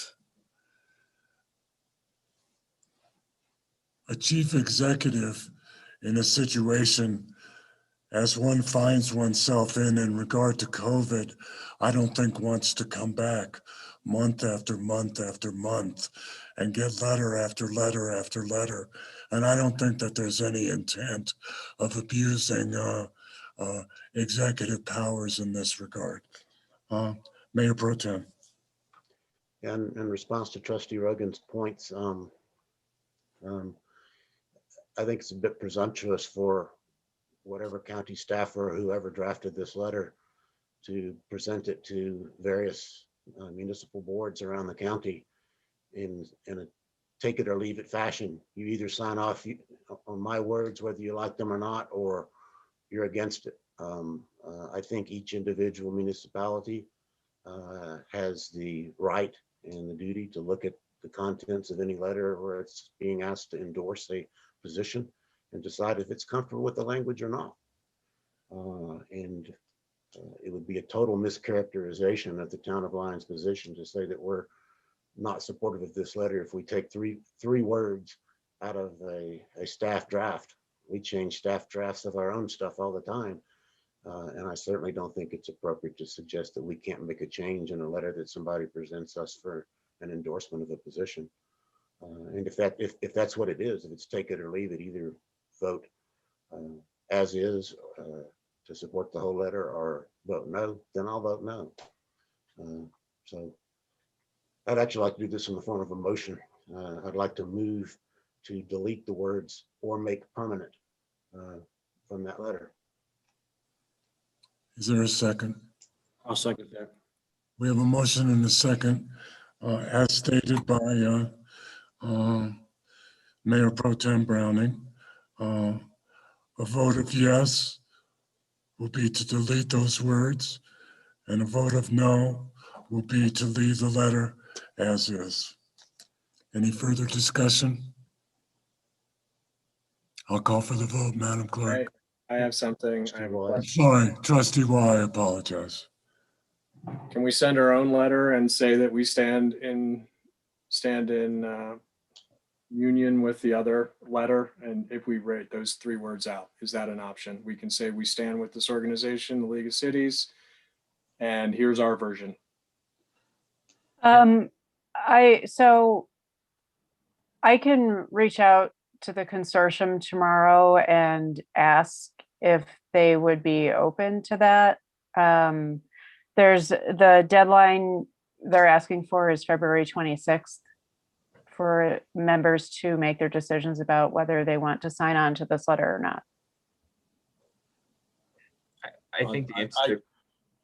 I agree with Mayor Pro Tem. I think signing a letter that we know is impossible actually damages our credibility. And I just don't feel comfortable signing it. Counselor? I think to answer the question more directly, I mean, the board is always empowered to write its own letter to the governor if it so wishes. That's what I thought. I mean, Yeah. we can ask them if we can use their wording except for those 3 words and send our own letter on our own letterhead. If the consortium is unwilling to change, then I think the board can authorize a letter be sent that's slightly modified. There's a motion and a second on the table in regard to what Mayor Pro Tem Browning stated, and I think that will accomplish, if indeed what I've heard from additional trustees is to take out those 3 words, I think it might accomplish the purpose, and we won't have to call a special meeting between now and when the letter's due to finalize it. So are there any other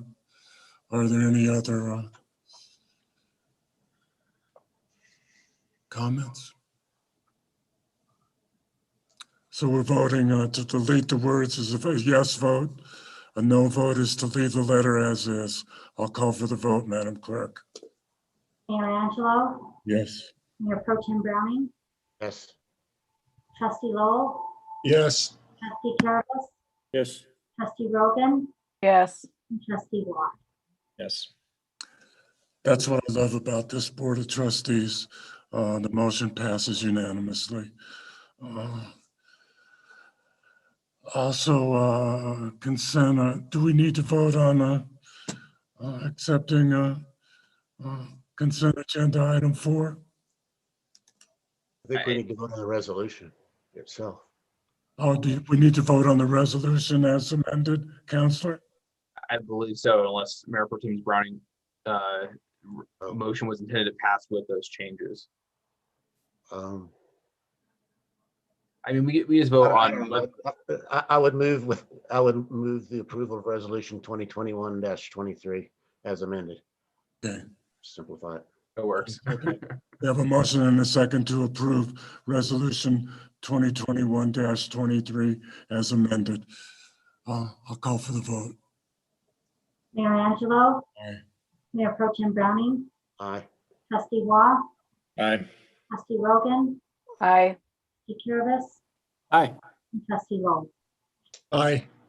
Resolution 2021-23 passes unanimously. I don't think we need any further discussion on the business license process, if I'm not mistaken. Any comments? Seeing none, we'll move on. Discussion of, on future agenda items. I mentioned this earlier, but I think we need a discussion session on what to do about the pending Planet Bluegrass issues. So, for a future agenda, whenever we can fit that in, the 1st or the 15th, I guess. Anything else from anybody? Once we research Administrator Simonson, any capability of Dr. Cogran in regard to the new charging stations, I'd certainly like to bring that forward as a future agenda item. Yeah, absolutely. But I think we have to find the grant and apply for it, right? Or budget for it next year. There's there are grants available. I'll have Don Weller get a hold of you, or you can get a hold of Diane Dandino because she's an expert at that. And Sure, I think there's one available, but I know that there will also be grants available from Dr. Cog. I can't imagine there wouldn't be. Okay. Anything else anybody has in mind? Summary of action items. Okay. I have got continue ordinance 1096 to a date certain of April 5th. Amendments to ordinance 1097. We have an update for the consortium letter and schedule a Planet Bluegrass executive session. Anything additional, Administrator Simonson? This potentially something with water law and gray water. You're hoping to get some information on that. Yes. And then it sounds like I need to be editing a 140-page report this week. And I think that's all I have as well.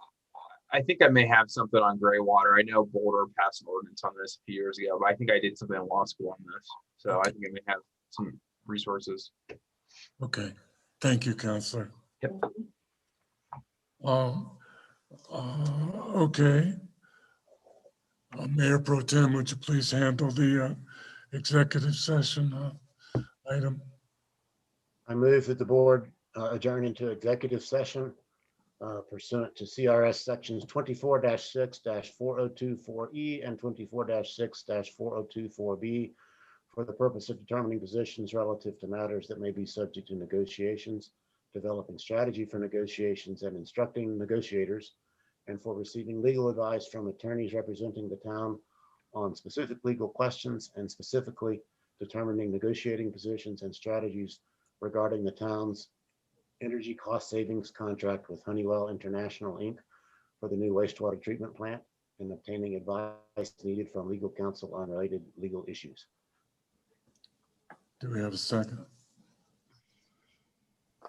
I'll second that. We have a motion and a second to go into executive session as stated by Mayor Pro Tem Browning.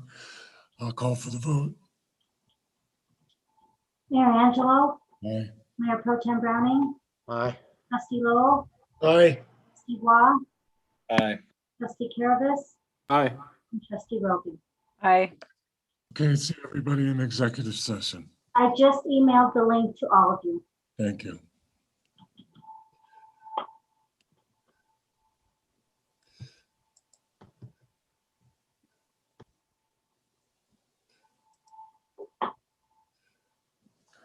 You gotta give it to me.